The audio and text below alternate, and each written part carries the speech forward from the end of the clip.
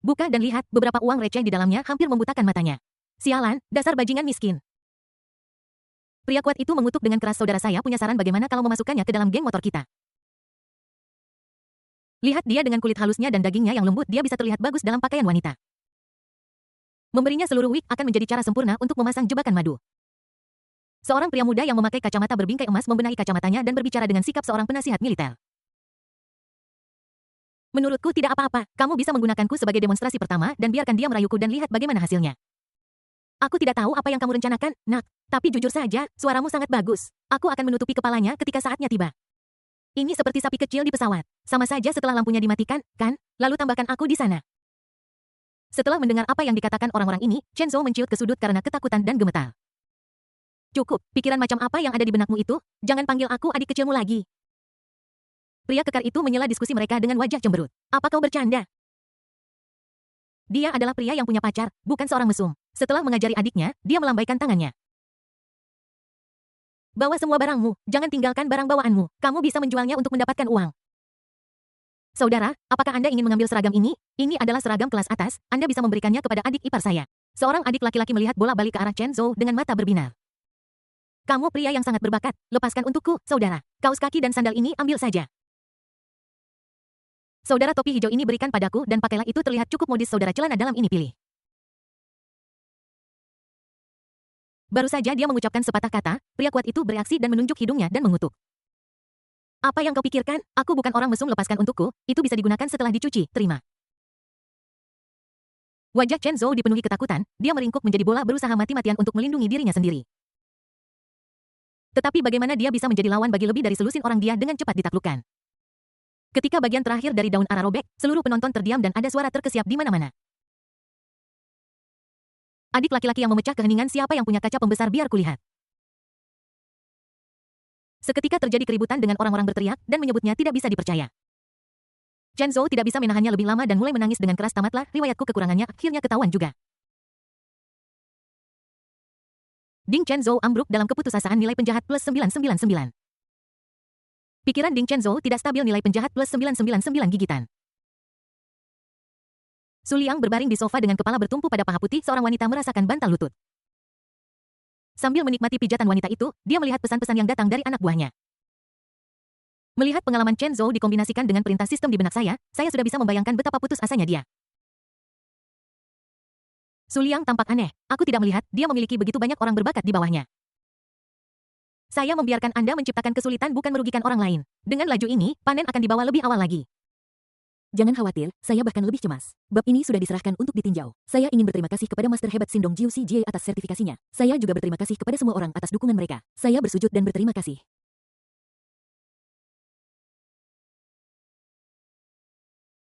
Bab 138, berikan berita yang meledak-ledak kepada protagonis, hadiah dari pahlawan wanita. Setelah membaca informasi tentang Chen Zhou, Su Liang membalikkan badan dan halaman beralih ke Wu Ze. Dia membuat suara, TSK, dengan ekspresi geli di wajahnya. Tokoh utama yang terlahir kembali tidak tahan lagi dengan penindasan dan mulai menyerah. Kalau begitu, mari kita keluarkan lebih banyak hal menarik di luar sana. Bos Siang, Anda tahu kilang anggur kami dengan baik. Selama kami mengelolanya dengan baik, itu pasti akan berkembang ke tingkat Moutai. Aku tahu kau tertarik, jadi aku bersedia memberimu 30 saham. Mari kita tumbuh lebih besar dan lebih kuat bersama dan menciptakan kemuliaan yang lebih besar. Wu Ze sedang duduk di sofa dan berbicara di telepon, matanya penuh antisipasi dan harapan. Aku tidak, jangan bicara omong kosong. Sebuah suara pria yang agak bingung terdengar dari ujung sana. Setelah menekan tombol 3 kali, dia menutup telepon. Brengsek, kau bahkan memintaku untuk berinvestasi? Apa kau mencoba membunuhku? Apa kau tidak lihat siapa yang mengawasi pabrik anggur? Setelah mengumpat, dia tiba-tiba memikirkan sesuatu dan tampak kagum. Bip bip bip. Mendengar nada sibuk di teleponnya, Wu Ze bingung. Ada 5 orang. Ini adalah orang kelima yang dia undang untuk berinvestasi dan tanpa kecuali mereka semua menolak. Dia tidak bisa memahaminya. Bukankah orang-orang ini sudah mengincar kilang anggur untuk mendapatkan bagian dari kue? Investigasinya selama beberapa hari terakhir tidak sia-sia karena dia akhirnya menemukan dalang di balik penargetan kilang anggur. Ternyata mereka adalah mitra kilang anggur. Setelah melihat keuntungan kilang anggur, mereka dengan tegas bersatu untuk menekannya. Pemilik pabrik anggur sebelumnya ditindas oleh mereka dan tidak dapat lagi mengoperasikan bisnisnya. Awalnya mereka ingin mengambil alih, tetapi saya merebutnya. Untuk membuat mereka menyerah pada penindasan mereka, Wu Ze memutuskan untuk menyerahkan sahamnya namun. Meskipun dia bersedia menghasilkan uang bersama, orang-orang itu masih tidak mau berjabat tangan dan berdamai. Ini untuk memakannya utuh, itu terlalu serakah. Wu Zhe mengepalkan tinjunya, matanya dipenuhi amarah yang akhirnya berubah menjadi ketidakberdayaan. Orang-orang ini sangat kuat dan dia tidak bisa bersaing dengan mereka. Apakah benar-benar tidak ada cara lain? Bisakah kita hanya menonton industri yang paling menguntungkan dimakan oleh mereka?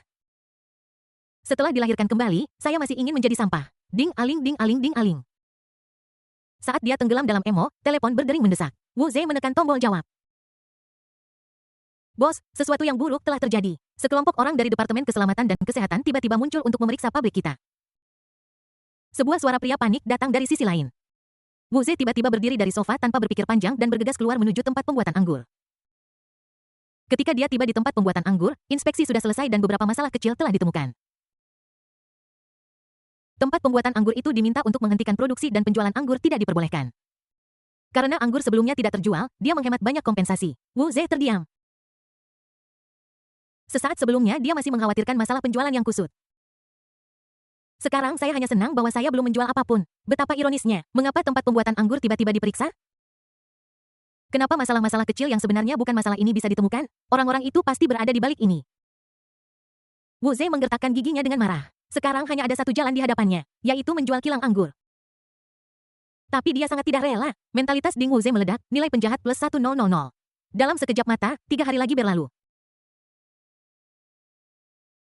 Wu Zhe akhirnya ingin berjuang untuk dirinya sendiri tetapi tidak ada gunanya. Garis pertahanan psikologis akan segera ditembus. Dia menginvestasikan sebagian besar uang lotrenya ke dalam kilang anggur sehingga dia mungkin bisa mendapatkan sebagian kembali dengan menjualnya. Apa yang terjadi di kilang anggur terlalu kecil untuk menyebabkan riak dibandingkan dengan dunia bisnis yang luas. Sekarang semua pebisnis hanya fokus pada satu hal yaitu God of War Group. Grup besar yang berkembang hanya dalam beberapa tahun dan tumbuh menjadi perusahaan dengan nilai pasar puluhan miliar ini sekarang berada di ujung tanduk. Hanya tinggal beberapa hari lagi dari penutupan, butuh waktu bertahun-tahun untuk naik, tetapi hanya beberapa hari untuk jatuh dari puncak. Ini adalah konsekuensi dari menyinggung keluarga Su tanpa mengetahui konsekuensinya. Tak terhitung orang memiliki pendapat yang berbeda tentang ini. Beberapa orang merayakan, beberapa menghela nafas, dan beberapa merasakan kesedihan atas kematian kelinci itu. Namun, mereka semua memiliki satu kesamaan, yaitu, tidak peduli dengan siapa Anda bermain-main, jangan bermain-main dengan keluarga Su. Setelah kejadian ini, keluarga Su menjadi lebih kuat. Kekuatan yang ditampilkan oleh puncak gunung es sudah cukup untuk menghancurkan grup bernilai multimiliar dolar dalam beberapa hari. Ares Group, ruang rapat suasana di aula sangat khidmat wajah Presiden Eksekutif Jiafu tampak sangat buruk.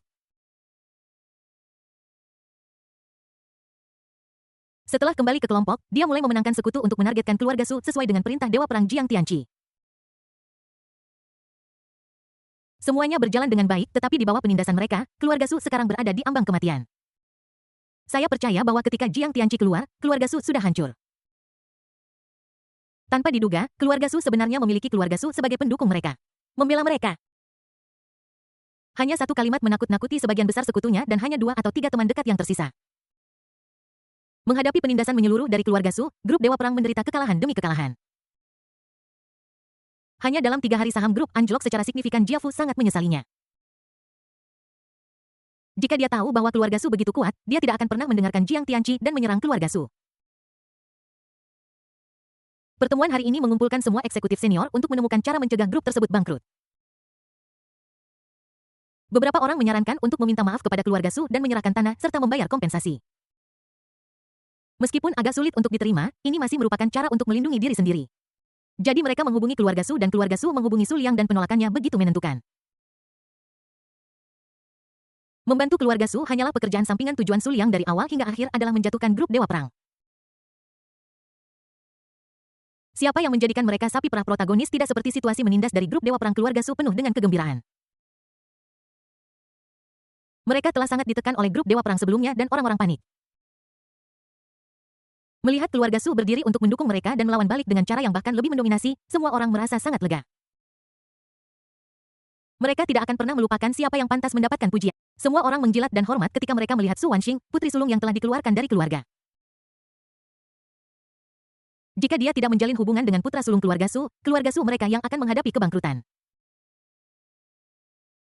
Pada saat yang sama mereka juga tahu bahwa mulai sekarang orang ini akan menjadi kepala keluarga Su. Baik karena rasa terima kasih atau pertimbangan kepentingan, mereka harus memperlakukan mereka dengan hormat. Merasakan perubahan sikap orang-orang ini, Su Wanxing memiliki ekspresi kosong di wajahnya, tetapi hatinya dipenuhi dengan perasaan rumit.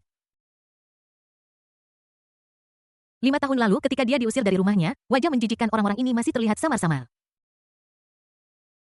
Alasan mengapa perubahan dramatis seperti itu terjadi adalah karena dia memiliki dukungan Su Liang di belakangnya. Emosi yang telah ditekan selama 5 tahun meledak pada saat ini. Dorongan kuat muncul di hatinya. Ingin sekali bersandar dalam pelukan hangat Su Liang, merasakan kenyamanan yang kuat darinya. Dia melakukannya begitu dia memikirkannya dan segera menghubungi sebuah nomor. Saudara Liang, apakah kamu punya waktu luang malam ini? Aku ingin bertemu denganmu. Ada begitu banyak emosi dalam nada bicaranya. Oke, aku akan pergi ke rumahmu sore ini. Siapkan makan malam dan tunggu aku. Di pintu masuk grup Su Liang menutup telepon dengan senyum di wajahnya, matanya berbinar. Sepertinya akan ada lebih banyak manfaat untuk dinikmati di malam hari, tapi sebelum itu mari kita hadapi protagonis Chen Zhou tertawa terlebih dahulu. Rolls-Royce yang mewah berhenti di depannya dan pria berbaju merah keluar dan membukakan pintu untuknya. Dengan sedikit deru, mobil itu melaju kencang. Bab 139 kebenaran terungkap. Mentalitas protagonis meledak. Pembunuhan tak terlihat. Taman yang bobrok, sosok keluar dari dalam dengan linglung. Pria itu mengenakan pakaian compang camping berbau samar sesuatu dan tampak sangat kotor. Dilihat dari wajahnya yang kotor, siapa lagi kalau bukan Chen Zhou? Mengapa dia berada di taman kumuh ini? Semuanya dimulai dengan perampokan 3 hari yang lalu. Semuanya direbut, bahkan pakaian dalam pun tidak luput. Sungguh tidak manusiawi. Keberuntungan tidak pernah datang sendiri dan kemalangan tidak pernah datang sendiri. Setelah kelompok preman itu pergi, Chen Zhou keluar dari gang. Karena dia tidak punya pakaian, dia hanya bisa pergi ke tempat-tempat terpencil. Aku kebetulan bertemu dengan pasangan yang sedang melakukan sesuatu. Dia dipukuli sebagai orang mesum dan juga diejek dengan parah oleh wanita itu. Chen Zhou sangat malu hingga menutupi wajahnya dan menangis lalu melarikan diri dengan malu. Dia tidak merasa lega sampai dia menemukan satu set pakaian di tempat sampah. Karena tidak punya uang untuk menyewa rumah, taman bobrok ini menjadi rumah sementaranya tempat dia diganggu nyamuk setiap malam. Tidak tahan dengan kehidupan yang lebih buruk daripada anjing ini, Chen Zhou memutuskan untuk mulai mengantarkan makanan. Anda harus menyelesaikan tugas sistem dan mengubah nasib Anda namun. Masalah pertama yang saya temui adalah telepon saya dicuri dan saya tidak dapat menerima pesanan. Dia pergi ke toko yang familiar dan mengatakan dia hanya bertanggung jawab untuk dibawa pulang dan tidak akan mengenakan biaya pengiriman apapun. Bos merasa kasihan padanya dan memberinya ponsel N. Pesanan pertama berakhir dengan kegagalan. Skuter listriknya rusak dan masih dalam perbaikan sehingga dia tidak punya sarana transportasi. Melihat bahwa dia compang camping dan berbau tidak sedap, tidak ada yang memperhatikannya ketika dia ingin naik taksi. Setelah bersusah payah mendapatkan sepeda bersama, dia memulai perjalanan gilanya mengantarkan makanan. 3 hari berlalu dia bertarung dan gagal lagi dan lagi tetapi tidak pernah berhasil dalam misi apapun. Karena dia, toko itu bahkan menerima banyak ulasan buruk dan bisnisnya menurun. Akhirnya bos memohon padanya dengan berlutut untuk mencari pekerjaan lain. Silakan pergi, toko kami tidak mampu mendukung Dewa Agung seperti Anda. Jika Anda pergi, toko ini akan bangkrut. Pergi ke toko 100 meter jauhnya, belok kanan dan aku akan memberimu 10.000 jika kamu bisa menjatuhkannya. Setelah diusir oleh pemilik toko, reputasinya menyebar di kalangan tersebut. Kapanpun dia bertanggung jawab atas makanan yang dibawa pulang, makanan itu tidak pernah diantar tepat waktu dan dia selalu mendapat ulasan buruk. Siapa yang berani menerimanya? Selain itu, ponselnya diambil kembali sehingga Chen Zhou tidak dapat lagi menerima pesanan. Sekarang dia hanya merasa sangat dingin. Apakah sistem anjing ini ada untuk membantunya atau untuk mencelakakannya? Sebelum sistem dipasang, hidup sedikit lebih sulit dan melelahkan, tetapi setidaknya saya masih bisa menjalani hidup yang layak. Sejak dia mendapatkan sistem itu, dia menjalani kehidupan yang lebih buruk daripada seekor anjing. Kebenciannya terhadap sistem sangat besar tetapi dia hanya bisa menyimpannya di dalam hatinya, tidak berani membiarkan satu pikiran pun keluar. Tidak mungkin aku takut tersambar petir, mentalitas Ding Chen Zhou runtuh, nilai penjahat plus 888. Ding Chen Zhou merasa putus asa nilai penjahat plus 999 Chen Zhou telah menyerah pada tugas sistem. Dia akhirnya menyadari bahwa sistem ini mempermainkannya dan bahwa misi itu tidak dapat diselesaikan sama sekali. Berjalan di jalan dengan linglung, seorang pemuda berwajah tegas berpakaian hitam muncul dan menghalangi jalannya. Hati Chen Zhou bergetar, seluruh tubuhnya menegang, dan dia melihat sekeliling dengan waspada. Seperti yang diharapkan, ada 7 atau 8 orang di belakangnya. 2 orang berjalan menuju taman tempat dia tidur. Chen Zhou bergidik memikirkan bahwa itu adalah kelompok orang yang sama yang merampoknya terakhir kali. Apa yang orang-orang ini lakukan di sini lagi? Mungkinkah mereka memintanya untuk menjamu tamu? Chen Zhou merasakan hawa dingin dan bertanya dengan tidak jelas, siapa kalian? Kalian tidak mengenal kami. Pemuda di depan memiliki ekspresi aneh di wajahnya. Setelah terdiam sejenak, dia tersenyum jahat dan berkata, Anda tidak mengenal kami, tetapi kami sangat mengenal Anda. Pada saat ini, kedua pria itu keluar dari taman sambil memegang beberapa kamera lubang jarum di tangan mereka. Chen Zhou memiliki mata yang tajam dan dapat melihat kebenaran sekilas. Pikirannya dipenuhi dengan tanda tanya. Mengapa orang-orang ini memasang kamera di sekelilingnya? Kamu masih tidak mengerti? Kamu benar-benar bodoh. Pria muda itu menggelengkan kepalanya seolah kecewa dan senyum di wajahnya menjadi lebih jahat. Terima kasih atas waktu Anda dan karena telah memberi kami pertunjukan monyet, Chen Zhou bahkan menjadi lebih bingung. Tiba-tiba sebuah kilatan inspirasi muncul di benak saya. Dikombinasikan dengan apa yang dikatakan pemuda itu, dia merasa seram dan merinding di sekujur tubuhnya. Sebuah tebakan mengerikan muncul di benak saya. Chen Zhou bertanya dengan gemetar, seluruh tubuhnya bergetar. Kamu pasti sudah memata-matai saya. Meskipun ini adalah pertanyaan, kalimatnya sangat afirmatif. Dia merasa seperti seseorang sedang memperhatikannya lebih dari sekali. Setiap kali dia melihat, dia tidak melihat siapapun dan mengira itu hanya ilusi. Sekarang kelompok orang ini telah muncul, semuanya menjadi jelas. Chen Zhou merasa dingin secara fisik dan mental. Bayangkan ini. Bagaimana rasanya jika semua yang Anda lakukan berada di bawah pengawasan orang lain, Del? Saya hanyalah orang kecil, mengapa orang-orang ini ingin memantau saya? Chen Zhou tiba-tiba mengangkat kepalanya dan menatap kelompok pria berpakaian hitam. Pemuda terdepan tersenyum. Sepertinya kamu tidak sebodoh itu. Kamu benar, kamu belum bisa mengantarkan makanan tepat waktu baru-baru ini. Itu semua karena kami diam-diam melakukan sesuatu. Apakah kamu terkejut? Apakah kamu terkejut? Chen Zhou terkejut ketika pikirannya terkonfirmasi. Dia berkata, bagaimana bisa ada kebetulan seperti itu? Setiap kali saya mengantarkan makanan, saya selalu menemui berbagai masalah. Dia seharusnya memikirkannya lebih awal. Sekali adalah kebetulan, 2 kali adalah kecelakaan, 3 kali, 4 kali, atau bahkan 100 kali. Saya sedang diplot melawan, tetapi Chen Zhou tidak bisa mengerti sesuatu. Bagaimana orang-orang ini tahu tugas sistem dan mencegahnya untuk menyelesaikannya? Bagaimana mereka tahu mereka punya sistem? Karena menekan amarahnya yang melonjak, Chen Zhou menanyakan keraguannya. Dia sedikit khawatir dia akan dibawa pergi dan diiris-iris seperti marmut. Mendengar pertanyaan ini, baik pemuda di depan maupun kelompok pria berpakaian hitam di belakangnya. Ekspresinya menjadi serius dan matanya berkilat dengan fanatisme. Tentu saja itu perintah Tuhan. Wu Ze tercengang. Apakah ada seseorang di balik ini? Siapa tuanmu? Dia adalah Tuhan kami. Chen Zhou sedikit ketakutan. Melihat fanatisme di wajah orang-orang ini, tidak ada keraguan bahwa Tuan yang mereka bicarakan akan memerintahkan mereka untuk mati bahkan tanpa mengerutkan kening. Keberadaan mengerikan macam apa yang menargetkanku? Ekspresi wajah pemuda itu berangsur-angsur memudar dan dia menatapnya dengan main-main. Ya Tuhan, Anda telah melihatnya. Chen Zhou ngeri, pikirannya berlomba memikirkan berulang-ulang. Tapi sekeras apapun aku memikirkannya, aku tidak bisa mengingat pernah melihat keberadaan yang begitu mengerikan. Jika dia melihatnya, dia tidak akan pernah melupakannya. Setelah memeras otaknya dan gagal menemukan jawaban, Chen Zhou menjadi tidak sabar dan bertanya dengan marah siapa dia. Pemuda itu tidak menjawabnya tetapi melihat ke seberang jalan, matanya menjadi semakin fanatik.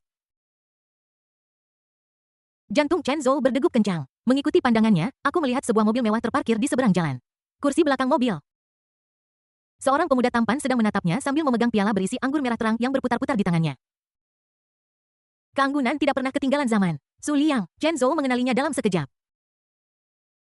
Dia akan mengenali pria yang menculik pemilik tanah yang cantik bahkan jika dia menjadi Abu Su Liang adalah tuan mereka. Bukankah itu berarti bahwa dialah yang mengatur orang-orang ini untuk melakukan sesuatu secara diam-diam sehingga saya tidak dapat menyelesaikan tugas sistem dan berakhir dalam kekacauan yang saya alami sekarang? Emosi negatif yang terakumulasi meledak pada saat ini dan kemarahan tidak dapat lagi ditekan. Wajah Chen Zhou sangat ganas dan dia berjalan ke arah Su Liang dengan marah dia harus memberikan penjelasan. Ding Chen Zhou marah padamu nilai penjahat plus 999. Ding Chen Zhou telah mengembangkan kebencian terhadapmu nilai penjahat plus 999 gigit. Saat dia berjalan ke tengah jalan, sebuah truk sampah tiba-tiba kehilangan kendali dan menabraknya dengan keras di dalam mobil. Su Liang menyaksikan adegan ini dengan penuh minat. Keberuntungan Chen Zhou hampir habis dan dia tidak bisa memanen apapun pada akhirnya jadi dia memutuskan untuk datang sendiri. Meskipun dia sangat kuat dan memiliki metode yang tak terhitung jumlahnya, dia dapat menghadapi kejadian tak terduga apapun. Namun, seorang pria terhormat tidak berdiri di bawah tembok berbahaya. Su Liang tidak pernah menempatkan dirinya dalam bahaya. Chen Zhou memiliki sistem yang merupakan faktor yang tidak pasti. Tidak ada yang tahu apa yang akan terjadi jika dia terbunuh. Untuk amannya, dia memberikan tugas membunuh orang kepada bawahannya. Dia hanya perlu menonton pertunjukan itu. Fakta telah membuktikan bahwa bahkan jika ada protagonis sistem, dia tetap harus mati. Aku menangis, akhirnya aku kembali. Terima kasih atas perhatian dan dukungan kalian semua. Aku bersujud 360 derajat tanpa akhir. Bab 140 Cinta Ayah dan Kesalehan Anak Perempuan terungkap seorang adik perempuan yang sakit-sakitan akan segera lahir. Ding menyerap poin peningkatan sistem energi tadi kenal plus 666 Sul yang mengangkat alisnya sedikit. Apa arti poin peningkatan sistem? Kemudian sedikit petunjuk muncul di benak saya ternyata. Poin peningkatan sistem diperoleh dengan mengeliminasi protagonis yang memiliki sistem. Ini dapat digunakan untuk meningkatkan sistem sehingga hadiah menjadi lebih baik dan undian mendapatkan item yang lebih baik. Suliang berpikir keras mereka yang tahu tentang peningkatan sistem akan mengerti. Misalnya setelah peningkatan, dapatkah Thunder King sedikit lebih maju? Lagi pula petir seukuran rambut hanya dapat digunakan untuk perbandingan yang terdengar terlalu lemah. Ayo pergi. Menarik pandangannya, Suliang memberikan instruksi samar. Pria berbaju merah itu menyalakan mobil dan pergi. Setelah membersihkan kekacauan, orang-orang berpakaian hitam itu menghilang dengan tenang. Semua jejak di tempat kejadian dihancurkan dan peretas membobol jaringan dan menghapus pengawasan yang relevan. Seolah-olah mereka tidak pernah ada di sana, seolah-olah ini hanyalah kecelakaan mobil biasa di malam hari. Su Wanxing menyiapkan makan malam lebih awal dan menunggu bersama putrinya Su Xiao Xiao Bang Bang Bang. Ketika Su Wanxing mendengar ketukan di pintu, matanya berbinar. Akhirnya aku akan melihat orang yang ingin kulihat. Namun, sebelum dia bisa melakukan apapun, putrinya di sebelahnya bahkan lebih bersemangat darinya. Dia bersorak dan pergi ke pintu untuk membukanya. Melihat sosok yang familiar datang, wajah kecil yang lembut itu tersenyum cerah kakak laki-laki. Su Liang tersenyum, mengangkatnya dengan mudah dan mencubit wajah kecilnya. Apakah kamu mendengarkan ibumu di rumah? Tentu saja, Xiao Xiao sangat patuh, dia bahkan membantu ibunya mencuci sayuran tadi. Loli kecil itu berkata dengan bangga, sungguh Xiao Xiao sangat hebat. Melihat adegan seorang ayah penyayang dan anak perempuan yang berbakti ini, Su Wanxing menunjukkan senyum dari hati. Meskipun aku merasa jaket katun kecilku bocor udara. Aku telah membesarkan putriku selama 5 tahun, tetapi aku tidak sedekat dengannya seperti aku dengan Su Liang dalam 6 bulan terakhir. Setelah menenangkan diri, Su Wanxing mengeluarkan piring-piring dari dapur dan mengajak mereka berdua untuk makan. Di meja makan, mereka bertiga bersenang-senang seperti keluarga yang terdiri dari 3 orang. Hati Su Liang tergerak dan dia melirik ke jendela secara tidak mencolok. Kemudian dia bermain dengan ibu dan anak itu seolah-olah tidak terjadi apa-apa. Retak. Sebuah klik rana yang hampir tidak terlihat terdengar di malam yang gelap di luar komunitas terdekat. Seorang pria kekar melihat foto-foto yang diambil di kamera dan menoleh untuk melihat ketiga orang di sampingnya. Bukankah kakak besar mengatakan ini adalah istri dan putrinya? Mengapa mereka terlihat seperti keluarga dengan 3 orang bersama tuan muda yang keren itu? Suan Wu, kau idiot. Anak laki-laki tampan itu pasti mencuri rumahmu saat kakak besar pergi. Pembicara itu adalah pria kekar lainnya. Ada bekas luka panjang di wajahnya yang membuatnya tampak garang dan ganas. Setelah jeda, senyum sinis muncul di wajahnya. Dia mengepalkan tinjunya, urat-uratnya menonjol keluar, dan aura yang sombong dan ganas terpancar darinya. Si bocah tampan itu berani menipuku, aku akan membunuhnya sekarang untuk melampiaskan amarahku. Bai Hu, simpan ide bodohmu itu. Apa kau tidak lihat bahwa orang-orang yang mengemudi untuk tuan muda itu semuanya adalah ahli Hua Jin yang hebat? Jika kau ingin mati, pura-puralah aku tidak mengatakan apa-apa. Kali ini suara perempuan yang berbicara. Dia secantik tokoh utama wanita dan dia menatapnya dengan sinis. Suzaku, siapa yang kamu sebut bodoh? Bai Hu tidak senang ketika mendengar ini dan wajahnya menjadi jelek. Siapa yang tahu apa yang terjadi? Yang mereka pikirkan hanyalah berkelahi dan membunuh. Suzaku membalas dengan belak-belakan. Cukup. Pria parubaya yang tadinya diam tidak tahan lagi dan menyela dengan teriakan dingin. Sudah selarut ini dan mereka masih saja bertengkar. 3 yang pertama adalah Suan Wu, Bai Hu dan Zhu Kuei dan namanya adalah King Long. Mereka adalah 4 jenderal besar kuil perang. Kecuali Dewa Perang Jiang Tianqi yang berada di puncak kekuatan tempur, masing-masing dari mereka memiliki kekuatan puncak energi gelap. Awalnya mereka berempat telah berkembang di dunia gelap.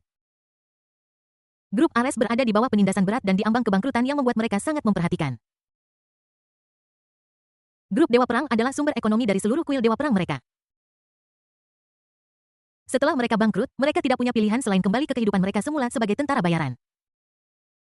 Di antara 3.000 saudara, perselisihan internal mungkin terjadi. Sebuah investigasi mengungkapkan bahwa kakak tertua mereka, Dewa Perang tak terkalahkan di dunia gelap, sebenarnya ditangkap. Dalang dari semua ini adalah seorang playboy. Mereka berdua bingung dan marah. Biasanya mereka adalah orang yang suka menindas orang lain, jadi bagaimana bisa ada orang yang menindas mereka? Jadi, 4 jenderal besar berangkat pada saat yang sama untuk menyelamatkan Dewa Perang. Kakak ipar, jangan khawatir tentang urusan Su Wanxing untuk saat ini agar tidak membuat musuh waspada. Prioritas utama kita sekarang adalah menyelamatkan kakak besar. Mata King Long berkedip dan setelah berpikir sejenak, ekspresi garang muncul di wajahnya. Putra sulung keluarga Su itu akan kita selesaikan setelah kakak tertuaku keluar lalu kita akan memberitahunya bahwa kuil dewa perang kita bukanlah sesuatu yang bisa dipermainkan oleh siapapun. Tak satu pun dari mereka memiliki keraguan tentang apakah mereka dapat berurusan dengan seorang pria muda manja. Akan sama saja bahkan jika aku tahu bahwa dia dilindungi oleh seorang ahli Huajin. Kakak tertua mereka berada di tahap tengah Huajin. Selain mereka berempat yang berada di puncak energi kegelapan, sekelompok bawahan juga datang. Kekuatan ini berkumpul bersama, tidak berlebihan untuk mengatakan bahwa itu berjalan ke samping. Jika dewa menghalangi, bunuh dewa, jika Buddha menghalangi, bunuh Buddha. Hanya Suzaku yang sedikit mengernyit. Ada kegelisahan samar di hatiku, tetapi aku tidak bisa memastikannya untuk sementara waktu. Makan malam sudah selesai. Su Wanxing membersihkan piring sementara Su Liang dan Xiao Xiao menonton TV di ruang tamu. Melihat Su Liang melihat ponselnya, Xiao Xiao dengan patuh mengecilkan volume TV dan duduk di samping untuk diam. Su Liang sedang melihat informasi tentang 4 jenderal besar kuil Dewa Perang. Karena perintah yang dia berikan adalah untuk melindungi Su Wanxing dan putrinya. Orang-orang ini tidak mendekat dan tidak punya niat membunuh sehingga mereka lolos jika keempat orang di luar tahu tentang ini. Hanya dalam waktu lebih dari 10 menit semua tindakan mereka baru-baru ini dipresentasikan kepada Su Liang. Aku tidak tahu ekspresi seperti apa yang akan muncul. 4 jenderal hebat. Su Liang sedang bermain ponsel tanpa emosi. Aku sama sekali tidak menganggap serius orang-orang ini. Dia sedang berpikir tentang bagaimana menggunakan 4 orang ini untuk memberikan pukulan berat kepada protagonis dan menuai keberuntungannya. Sebuah ide berangsur-angsur matang jauh di ibu kota kekaisaran, sebuah kamar antik. Cahaya bulan yang lembut jatuh pada sesosok tubuh di jendela ini adalah seorang gadis secantik peri. Bahkan ramping dan anggun dengan kulit seputih giok halus dan lembut. Wajah oval yang cantik seperti mahakarya alam yang paling sempurna. Saat ini, cahaya bulan menyinarinya seperti peri. Dia menopang kepalanya menatap bulan sabit di langit malam dan tiba-tiba dia tersenyum. Senyumannya sedikit tidak normal, ada yang mengerikan, ada yang jahat. Suci seperti peri dan mengerikan serta jahat adalah dua ekstrim yang berlawanan sama sekali. Namun sekarang mereka menyatu secara alami tanpa rasa tidak selaras bisikan menyenangkan bercampur dengan kegembiraan terdengar. Saudara laki-lakiku sayang, tidak akan lama lagi sebelum saudara perempuanmu datang menemuimu. Bab 141 Dalang sebenarnya terkejut kulit kepalaku mati rasa keesokan harinya Wu Ze menyalakan berita seperti biasa. Setelah kelahirannya kembali, dia masih mengalami beberapa perubahan. Contohnya, aku suka menonton berita dan memperhatikan urusan nasional. Seandainya dia mengembangkan kebiasaan seperti itu di kehidupan sebelumnya. Bukannya aku hanya tahu beberapa cara menghasilkan uang setelah terlahir kembali. Setelah menghabiskan makanannya, Wu Ze mengambil gelas airnya dan menyesapnya dan kebetulan melihat laporan berita di TV. Dia menyemburkannya dengan embusan tidak peduli dengan detailnya dia menatap TV. Sebuah kecelakaan mobil sedang dilaporkan di dalam meskipun wajah korban hanya melintas, dia masih mengenalinya. Chen Zhou generasi kedua kaya yang mengendarai Ferrari dan mengantarkan makanan terjadi kecelakaan mobil. Tubuh Wu Ze kaku wajahnya penuh kejutan dan matanya penuh ketidakpercayaan apa yang sedang terjadi. Di kehidupan sebelumnya Chen Zhou sangat kuat dia memiliki beberapa villa mewah dan mengendarai mobil mewah dan mobil sport kelas atas. Kau bilang padaku ini sangat dingin bahkan jika itu adalah efek kupu-kupu dari kelahirannya kembali, itu tidak akan terlalu keterlaluan kan? Wu Ze mulai meragukan hidupnya tiba-tiba dia bergidik begitu banyak orang besar di kehidupan sebelumnya yang sudah meninggal. Saya hanyalah orang kecil saya panik hanya dengan memikirkannya dia tidak bisa tidak memikirkan kilang anggur. Setelah berlarian selama beberapa hari, dia akhirnya membuat penemuan air di kilang anggur sangat dalam dan dia tidak dapat mengendalikannya. Semua karyawan di sana disuap mereka adalah agen rahasia yang diatur oleh produsen lain semua anggur yang mereka jual palsu. Bagaimana kita bisa bermain dengannya sebagai satu-satunya yang memiliki anggur asli? Dia tahu bahwa kilang anggur akan sangat menguntungkan di masa depan dan menjualnya pasti akan mengakibatkan kerugian besar tetapi tidak mungkin. Saluran penjualan dimonopoli dan kami bahkan tidak dapat menjual produk kami bagaimana kami bisa menghasilkan uang. Dia harus memahami prinsip bahwa orang yang tidak bersalah kecuali dia memiliki harta karun. Jika dia menolak untuk melepaskannya, mereka yang berada di belakang layar mungkin akan cemas. Dia bahkan tidak tahu bagaimana dia meninggal. Memikirkan hal ini, Wu Ze merasa sedikit takut. Baginya, kilang anggur saat ini adalah kentang panas yang harus segera ditangani. Dia tidak bisa duduk diam lebih lama dan bergegas keluar. Berbicara di telepon sambil mengemudi. Bos Siang, Anda menang. Saya bersedia menjual kilang anggur ini kepada Anda.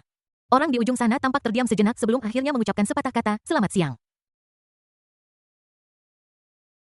Di sebuah kedai teh, Wu Ze duduk di kursinya dan minum teh. Dia melihat jam tangannya dari waktu ke waktu dan jelas bahwa dia sedikit gelisah. Dia tampak sangat tidak bahagia. Waktu yang disepakati adalah pukul 2 dan sudah lebih dari 10 menit lewat dari waktu itu. Tepat ketika dia mulai tidak sabar dan siap untuk pergi, pintu kotak itu didorong terbuka. Wu Zhe melihat dengan cepat. Orang yang datang memang Tuan Xiang. Namun, setelah beberapa saat, dia menjadi bingung. Setelah Tuan Xiang membuka pintu, dia tidak masuk tetapi berdiri dengan tenang di samping.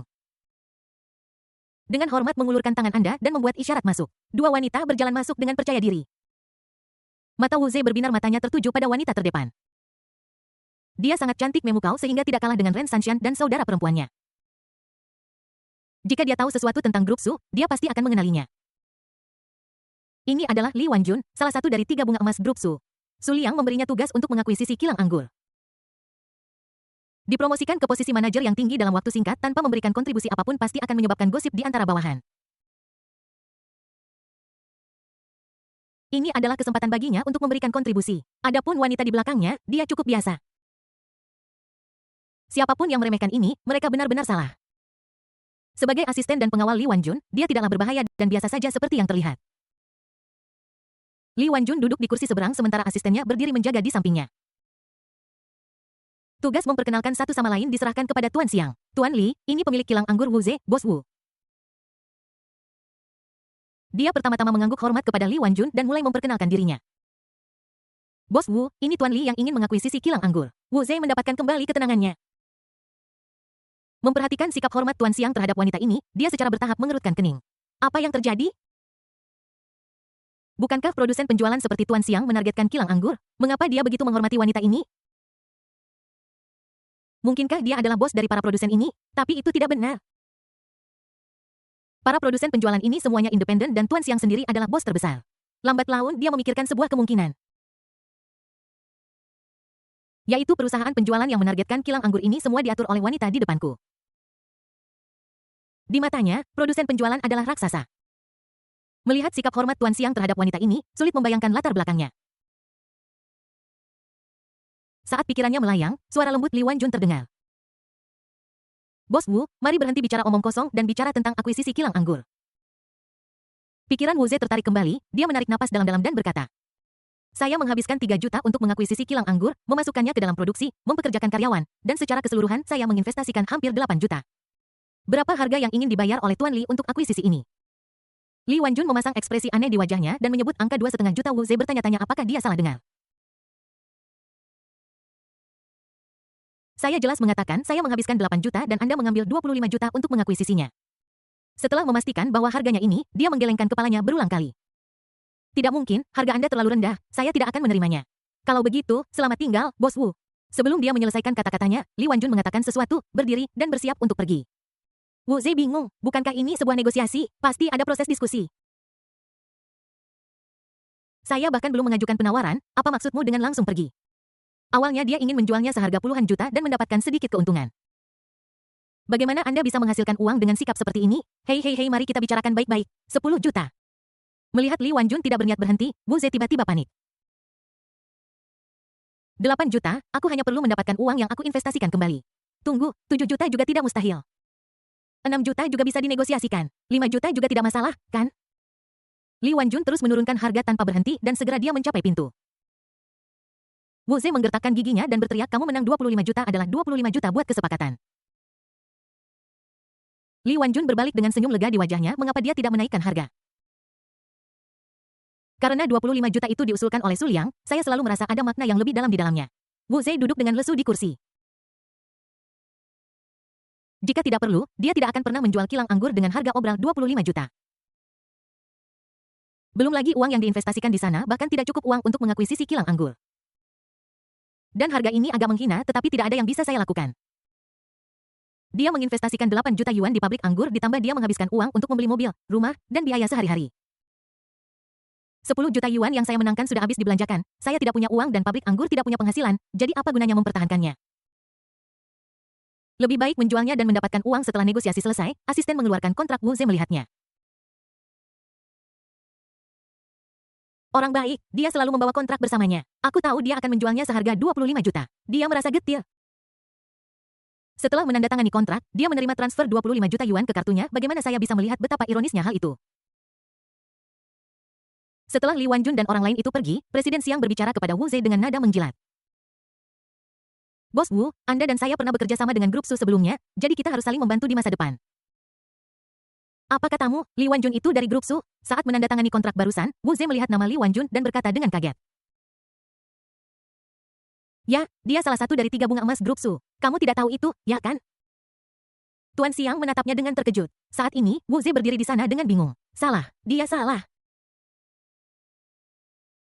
Benar-benar salah. Dalam dibalik ini bukanlah beberapa produsen, tetapi grup Su.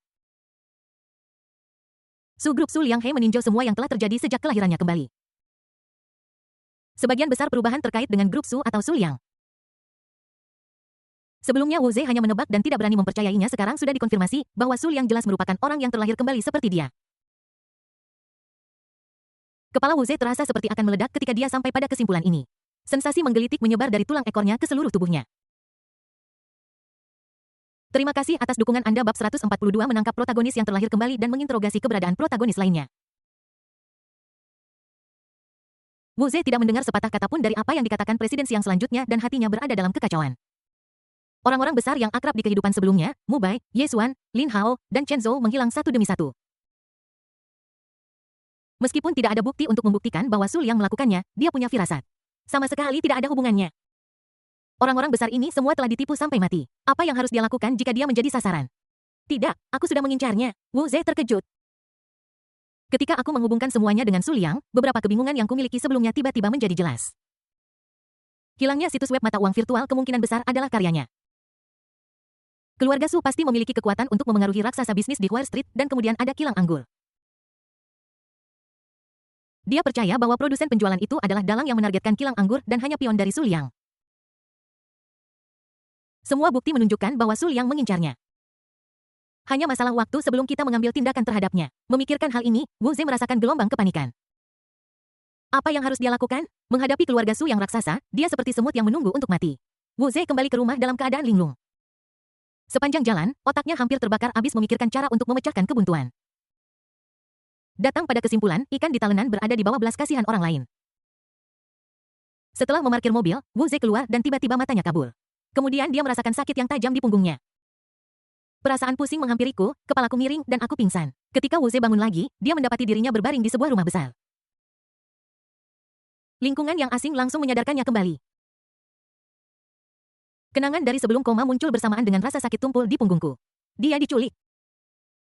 Ketika dia bangun dari tanah, dia menemukan beberapa pria berpakaian hitam berdiri di sekelilingnya menatapnya dengan dingin. Tubuh Wu Ze menegang. Ketika dia melihat sosok yang duduk santai di kursi di depannya, dia tersambar petir dan wajahnya berubah drastis. Su Liang, dia hanya bertanya-tanya kapan Su Liang akan menyerangnya, tetapi dia tidak menyangka dia akan muncul di depannya saat berikutnya. Su Liang, mengapa kamu menangkapku? Kamu melanggar hukum. Wu Ze tidak bisa menahan diri untuk memikirkan hilangnya beberapa tokoh besar dan gemetar mengatakan dengan nada takut-takut. Dia ketakutan. Di mana kesombongan yang dia miliki ketika dia bertemu Su Liang sebelumnya ketika dia meremehkan semua orang karena pandangannya ke depan setelah kelahiran kembali. Ding Wu Ze dipenuhi dengan rasa takut nilai penjahat plus 666. Jangan gugup, aku membawamu ke sini karena aku tidak ingin melihatmu melakukan hal bodoh. Su Liang memiliki senyum di wajahnya yang sehangat angin musim semi. Dia tahu protagonis itu mencurigakan, tetapi karena dia tidak mengambil tindakan apapun, dia tetap tinggal sampai sekarang. Agaknya setelah mengetahui bahwa Su Group yang mengakuisisi kilang anggur, mereka akan semakin mencurigainya. Meskipun dia yakin ada sesuatu yang salah dengan dirinya, Wu Ze tidak bisa melakukan apapun padanya. Kesenjangan antara keduanya seperti jurang pemisah, tapi Su Liang masih mengendalikannya bagaimana jika dia putus asa dan mengungkapkan fakta kelahirannya kembali. Bahkan jika Anda memberitahu tidak ada yang akan mempercayainya, tetapi Anda harus waspada. Hanya dia yang mengetahui rahasia ini. Alasan mengapa Wu Ze belum dibunuh adalah karena keberuntungannya belum dipanen. Kedua, dia ingin mengajukan beberapa pertanyaan. Menilai dari serangkaian penampilan Wu Ze, dia tahu Mu Bai, Lin Hao, Su Liang ingin bertanya apakah ada protagonis lain. Mengetahui orang-orang ini sebelumnya, dia bisa membasmi mereka sejak awal dan menghemat waktunya untuk mencari mereka. Bukan berarti tidak ada kebencian hanya karena protagonis tidak mengenalnya. Jika orang-orang ini memiliki aura protagonis, maka dia memiliki aura penjahat yang ditakdirkan yang pasti akan membawa mereka ke oposisi. Entah kau yang mati atau aku yang mati. Dengan potensi seorang pahlawan yang lebih memilih dunia mengkhianatiku daripada membiarkan dunia mengkhianatiku, dia harus berurusan dengan para protagonis ini dengan air mata. Mata Su Liang berkedip dan dia menatap Wu Ze. Beberapa pertanyaan untukmu. Sepertinya Wu Ze merasa bahwa Su Liang memiliki sikap yang baik sehingga dia tidak lagi begitu takut. Aku sedang tidak ingin menjawab pertanyaanmu, biarkan aku kembali sekarang atau aku akan menelepon polisi. Sebelum dia bisa menyelesaikan kata-katanya, dia harus menutup mulutnya dengan ekspresi ketakutan di wajahnya. Aku melihat Su Liang memiliki Desert Eagle emas di tangannya. Kemudian pistol itu perlahan diangkat dan diarahkan kepadanya.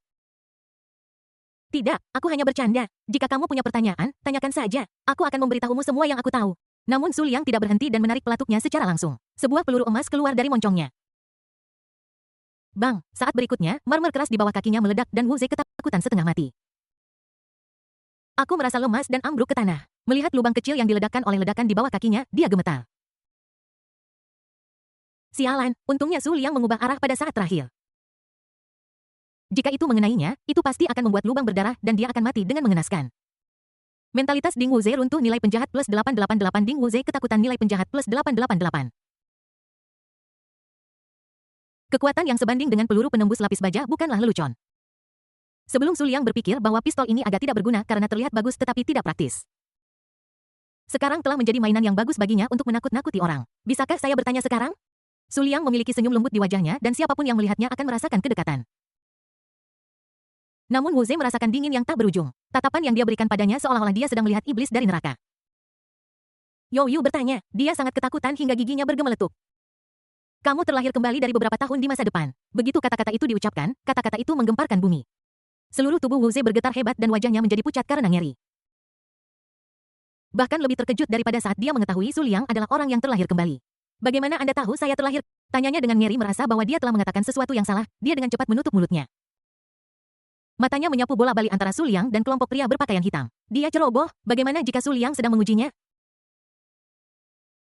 Dengarkan baik-baik, aku bertanya padamu, jawab saja dengan benar, mengapa kamu berbicara omong kosong begitu banyak? Melihat Su Liang mengangkat senjatanya lagi, Wu Ze sangat ketakutan sehingga dia berkata dengan cepat. 2,5 tahun saya dilahirkan kembali setelah 2,5 tahun. Setelah mengatakan ini, dia melihat sekeliling dan menemukan bahwa orang-orang berpakaian hitam masih memiliki wajah tanpa ekspresi. Mereka semua adalah orang-orang setia Su Liang, 100 setia untuk amannya, dia bahkan mengirim pergi pria berbaju merah yang berada di bawah kendali pikiran. Hal semacam ini harus dilakukan dengan hati-hati. 1 tahun Kun Su Liang tampak sedang memikirkan sesuatu. Setelah memikirkannya, dia berkata lagi, ceritakan semua yang kau tahu dalam 2 tahun ke depan. Dihadapkan dengan ancaman pistol dan orang-orang berpakaian hitam yang mengawasinya dengan cermat, Wu Ze tidak punya pilihan. Setelah beberapa saat, setelah dia selesai berbicara, dia menatap Su Liang dengan hati-hati. Aku tidak tahu bagaimana dia akan menangani dirinya sendiri, ceritanya terlalu hambar dan Su Liang merasa sedikit bosan. Ini adalah seorang otaku yang menghabiskan hari-harinya bermain game, menonton video wanita cantik, dan melatih keterampilan leluhurnya. Saya tidak tahu apapun tentang beberapa peristiwa besar. Selain 2 proyek paling menguntungkan, mata uang virtual dan kilang anggur, dia hampir tidak tahu apapun. Ngomong-ngomong, ada juga proyek pengembangan lahan karena saya tidak punya uang, saya tidak bisa berpartisipasi. Dengan dana Su Liang, dia bisa saja mengambilnya dan menghasilkan ratusan miliar tanpa masalah, tetapi dia tidak tertarik. Dia berharap mendengar tentang beberapa peristiwa besar dari Wu Ze, jadi dia berpartisipasi di dalamnya terlebih dahulu tetapi akhirnya kecewa. Dia agak tidak tertarik, biar saya mengajukan pertanyaan lain. Seberapa banyak yang Anda ketahui tentang orang-orang seperti Lin Hao dan Chen Zhou? 2 orang yang dia tanya memiliki latar belakang kekuatan atau sistem. Adapun 2 protagonis bisnis lainnya, dia mengabaikan mereka karena mereka sama sekali tidak menimbulkan ancaman baginya. Ketika Anda bertemu dengannya, dia hanya akan menjadi daun bawang yang diantarkan ke pintu. Bab 143, keyakinan mistik Dewa Perang dibebaskan dari penjara dan mentalitasnya meledak. Wu Ze bingung dengan pertanyaan Su Liang dan tidak begitu mengerti apa maksudnya. Segera dia memikirkan sebuah pertanyaan dan menanyakannya dengan kosong, bukankah kamu juga orang yang terlahir kembali, mengapa kamu bertanya padaku? Karena presiden kelahiran kembali, dia selalu berpikir bahwa Su Liang sama dengannya dan tidak memikirkan aspek lain. Atau mungkin karena dia belum cukup membaca sehingga imajinasinya terbatas. Melihat Su Liang mengerutkan kening, Wu Ze tidak berani mengatakan sepatah kata pun dan keringat dingin membasahi dahinya. Biar kupikirkan. Pikirannya berlomba memeras otaknya. Orang-orang seperti Lin Hao dan Chen Zhou semua akan menjadi tokoh besar di masa depan tanpa kecuali. Orang hebat lainnya apa yang ada di kehidupanmu sebelumnya? Akhirnya dia memikirkan 3 orang. Bepergian dan mengembangkan teknologi VR yang sempurna. Baik dalam game maupun film, ini memberikan orang pengalaman imersif yang paling sempurna dan memimpin tren zaman. Siaran langsung Suyong tentang tantangan ekstrim, terjun payung dari ketinggian 20.000 meter, mendaki melalui daerah tak berpenghuni, dan menyeberangi Samudra Pasifik. Xiao Bufan adalah orang kaya yang menyembunyikan uang rahasianya dengan sangat baik. Identitasnya terungkap dalam sebuah program tentang menyembunyikan uang pribadinya. Setahun kemudian Zhou Yu menjadi terkenal dan sekarang tidak ada yang tahu di mana dia meneliti teknologi VL. Dia menemukan Su Yong dan Xiao Bufan saat menonton video. Su Yong adalah orang gila. Dia melakukan tantangan ekstrim. Dia tidak tahu kapan dia akan mati. Namun, kita tidak bisa menyangkal bahwa dia sangat terkenal. Dia selalu mendominasi pencarian trending dan menjadi buah bibir. Sebuah program tentang menyembunyikan uang rahasia. Siapapun dapat mendaftar untuk berpartisipasi dan ujiannya adalah untuk melihat apakah para peserta menyembunyikan uang rahasia. Orang yang direncanakan Xiao Bufan untuk dinikahi, kekasih masa kecilnya, secara tak terduga berpartisipasi dalam acara itu. Kekayaan bersihnya terungkap. Peralatan makan yang dia gunakan untuk makan sebenarnya adalah barang antik, pot bunga bernilai ratusan juta, dan meja bernilai puluhan juta jatinya sebagai orang kaya tidak bisa lagi disembunyikan.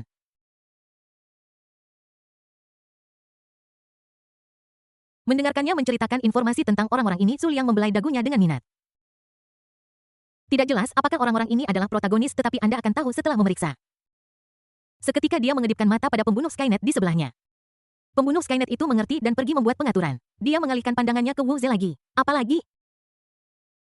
Wu Ze berpikir sejenak dan berkata dengan wajah sedih, tidak, hanya 3 orang yang bisa kupikirkan adalah 3 orang ini. Benarkah itu atau tidak? Pikirkan baik-baik sebelum berbicara. Su Liang bermain-main dengan pistol, nadanya tenang. Menurutnya, Wu Ze tidak berbohong. Pasti ada lebih banyak orang di dunia ini daripada hanya beberapa protagonis ini. Alasan mengapa dia hanya tahu ini adalah karena dia tinggal di rumah dan jarang berhubungan dengan orang-orang itu. Atau mungkin itu ada di garis waktu yang berbeda. 3 adalah 3. Ini hanyalah keputusan mendadak darinya. Dia tidak menyangka akan mengenal semua protagonis sekaligus, tidak realistis untuk menangkap mereka semua dalam satu gerakan. Wu Ze ngeri dengan apa yang dilihatnya. Dia takut pistol itu akan diarahkan kepadanya saat berikutnya, membuat lubang berdarah di tubuhnya. Dia mulai dengan putus asa mengingat apakah ada orang kuat lainnya. Setelah mengucapkan beberapa nama berturut-turut, Su Liang menggelengkan kepalanya. Orang-orang yang dia bicarakan semuanya adalah tokoh berpengaruh di faksi mereka masing-masing dan dia mengenal mereka semua. Jelas bukan protagonis yang ingin dia ketahui. Sepertinya kamu benar-benar tidak ingat, maka aku hanya bisa minta maaf. Su Liang mengangkat pistolnya dan mengarahkan moncong hitam itu ke arahnya. Ding Wu Ze ketakutan nilai penjahat plus 888. Krisis kematian menghantuinya di dalam hatinya dan Wu Ze sangat ketakutan dengan keringat dingin yang membasahi wajahnya. Pada saat kritis matanya berbinar, aku tahu orang lain. Su Liang mengangkat alisnya dan perlahan meletakkan pistolnya. Ceritakan padaku tentang hal itu. Alasan mengapa Wu Ze tidak mengatakan apapun tentang orang ini barusan adalah karena dia berbeda dari yang lain. Ketika dia dilahirkan kembali, orang itu belum terkenal. Orang-orang hanya tahu bahwa dia sekuat Lin Hao. Ini masalah hidup dan mati sekarang, bagaimana dia bisa peduli tentang begitu banyak hal? Katakan saja dengan lantang. Nama pria itu adalah Tang Xiaoxian. Di malam yang gelap dan berangin, dia bekerja lembur hingga larut malam dan bertemu dengan sekelompok ahli seni bela diri dalam perjalanan pulang. Beberapa pria tua mengejar seorang pria muda. Dia tidak mendengar dengan jelas apa yang dikatakan, sepertinya pencuri itu bukan manusia dan dia mencuri harta kelantang atau semacamnya. Akhirnya beberapa pria tua menyusul pemuda itu dan mengepungnya, ekspresinya acuh tak acuh. Dia menundukkan kepalanya dan mencibir. Kenapa kalian orang tua mengejarku alih-alih berbaring di peti mati kalian? Bajingan kecil, serahkan apa yang kau curi dan ikut bersama kami untuk menerima hukumanmu. Seorang lelaki tua berteriak dingin dan auranya meledak. Hehe, tahukah kau bahwa kau sudah menerima kematianmu? Lihatlah aku, Dead Coil. Pria muda itu berteriak dengan keras dan seutas benang perak tipis melesat ke arah beberapa orang dengan kecepatan yang sangat tinggi. Tiba-tiba dia menyerang, membuat mereka lengah dan melingkarkan lengannya di leher mereka, mencabik-cabik tubuh mereka. Ketika Wu Ze menyaksikan semua ini, dia benar-benar terkejut dan itu membuatnya mengalami trauma psikologis yang tak terhapuskan. Aku masih ingat tatapan mata pria itu ketika dia menatapku setelah dia membunuh seseorang. Tidak ada keraguan bahwa jika dia tidak kehilangan kekuatannya, dia akan bunuh diri. Su Liang tenggelam dalam pikiran yang dalam. Seiring berjalannya waktu, Wu Ze menjadi semakin gugup dan seluruh tubuhnya basah oleh keringat. Tepat ketika dia berada di ambang keputusasaan, Su Liang berbicara dan melambaikan tangannya. Bawa dia turun dan perlakukan dia dengan baik. Apa gunanya berbicara tentang ternak dan kuda Wu Ze? Dia pikir Su Liang benar-benar ingin memperlakukannya dengan baik, tetapi setelah turun dia tahu dia salah. Ketika Anda mengatakan memperlakukan, maksud Anda memperlakukan dengan cambuk pada saat yang sama ketika dia marah, keraguan besar muncul di hatinya. Menurut Su Liang, Tang Xiaoxian akan baik-baik saja jika dia tidak mengatakan apapun, tetapi dia dipukuli dengan cambuk hanya setelah dia mengatakannya. Seberapa besar orang itu dibenci? Ding Wu Ze marah padamu, nilai penjahat plus 888. Ding Wuze telah mengembangkan kebencian terhadapmu nilai penjahat plus 888. Namun, di pintu masuk administrasi umum, sosok berjalan keluar. Merasakan sinar matahari menyentuhnya, Jiang Tianqi menatap langit biru dengan matanya yang berbinar-binar. Aku keluar keluarga Su, apakah kalian siap untuk kehancuran? Dia berjalan ke sudut dan melihat 4 sosok menunggunya. Itu adalah 4 jenderal hebatnya. Jiang Tianqi bisa keluar begitu cepat atau mereka yang mengaturnya di belakang layar. Kakak besar. Semua orang bersemangat untuk bertemu lagi. Jiang Tianqi mengangguk dan tiba-tiba mengerutkan kening. Mengapa kalian ada di sini? Bukankah sudah kubilang jangan mengikutiku? Keempat jenderal itu saling memandang ragu untuk berbicara. Aku tidak tahu bagaimana memberitahunya tentang kebangkrutan grup Dewa Perang. Betul sekali, baru pagi ini grup Ares tidak dapat lagi menahan tekanan dari keluarga Su dan menyatakan kebangkrutan. Tanpa mesin penghasil uang dari grup Ares, mereka hanya dapat kembali ke pekerjaan lama mereka sebagai tentara bayaran. Tidak menyadari sesuatu yang aneh tentang mereka, Jiang Tianqi melambaikan tangannya, tepat sekali kalian ada di sini. Bantu aku berurusan dengan seorang pria. Dia memikirkan Su Liang dan kilatan kebencian muncul di matanya. Dia hampir tidak bisa menekan aura membunuh di tubuhnya. Ngomong-ngomong, bagaimana situasi keluarga Su saat ini? Aku bilang pada Jiafu bahwa ketika aku keluar, aku harus mendengar berita tentang kehancuran keluarga Su. Jika dia bahkan tidak bisa menangani hal kecil ini, tidak ada gunanya dia tetap berada di posisinya sebagai CEO. Keempat dari mereka terdiam dan suasana canggung memenuhi udara. Seberapa tajam persepsi Jiang Tianqi? Memperhatikan bahwa suasananya tidak tepat, dia bertanya dengan suara dingin. Bicaralah padaku, apa yang terjadi? Pada akhirnya, King Long berdiri. Saudara keluarga Su baik-baik saja tetapi grup Ares kita telah bangkrut. Jiang Tianqi benar-benar bingung dan dia bahkan curiga ada sesuatu yang salah dengan telinganya. Katakan itu lagi grup Ares kita telah bangkrut. Setelah mendengarnya dengan jelas, Jiang Tianqi menjadi marah dan menunjuk hidungnya sambil mengutuk. Ares Group bukan sembarang orang. Kapitalisasi pasarnya miliaran. Baru beberapa hari dan kau bilang bangkrut. Apa menurutmu lelucon ini lucu? Dia sama sekali tidak percaya. Setelah terdiam sejenak, dia melanjutkan. Di mana Jiafu? Bukankah aku memintanya untuk menggabungkan semua kekuatannya untuk menghancurkan keluarga Su? Dia bahkan tidak bisa berurusan dengan keluarga kecil bernilai miliaran. Apa yang sebenarnya dia lakukan untuk mencari nafkah? King Long tidak mengatakan apapun dan Xuan Wu berdiri untuk menjelaskan kepadanya. Keluarga Su memiliki dukungan keluarga Su di belakang mereka. Keluarga Su lah yang menekan kita. Jiang Tianqi tertegun, matanya menyapu wajah keempat orang itu, dan jantungnya berdebar kencang. Mungkinkah itu benar? Jika keluarga Su mengambil tindakan terhadap grup Dewa Perang mereka, mereka tidak akan dapat bertahan lama. Tapi tidak terlalu buruk sampai aku bahkan tidak bisa bertahan selama beberapa hari. Bagaimana dengan sekutu? Apakah mitra hanya untuk pertunjukan? Segera setelah keluarga Su berbicara, mereka menarik diri. Setelah memahami keseluruhan cerita, Jiang Tianqi benar-benar tercengang.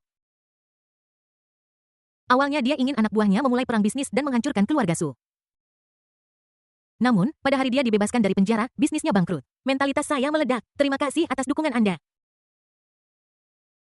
Bab 144 kejutan untuk protagonis pahlawan wanita melakukan perjalanan 1000 mil untuk membalas rasa terima kasihnya. Ding Jiang Tianqi marah padamu nilai penjahat plus 999. Ding Jiang Tianqi marah padamu nilai penjahat plus 999. Mentalitas Ding Jiang Tianqi runtuh nilai penjahat plus 1000. Su Liang memasukkan Wu Ze ke penjara.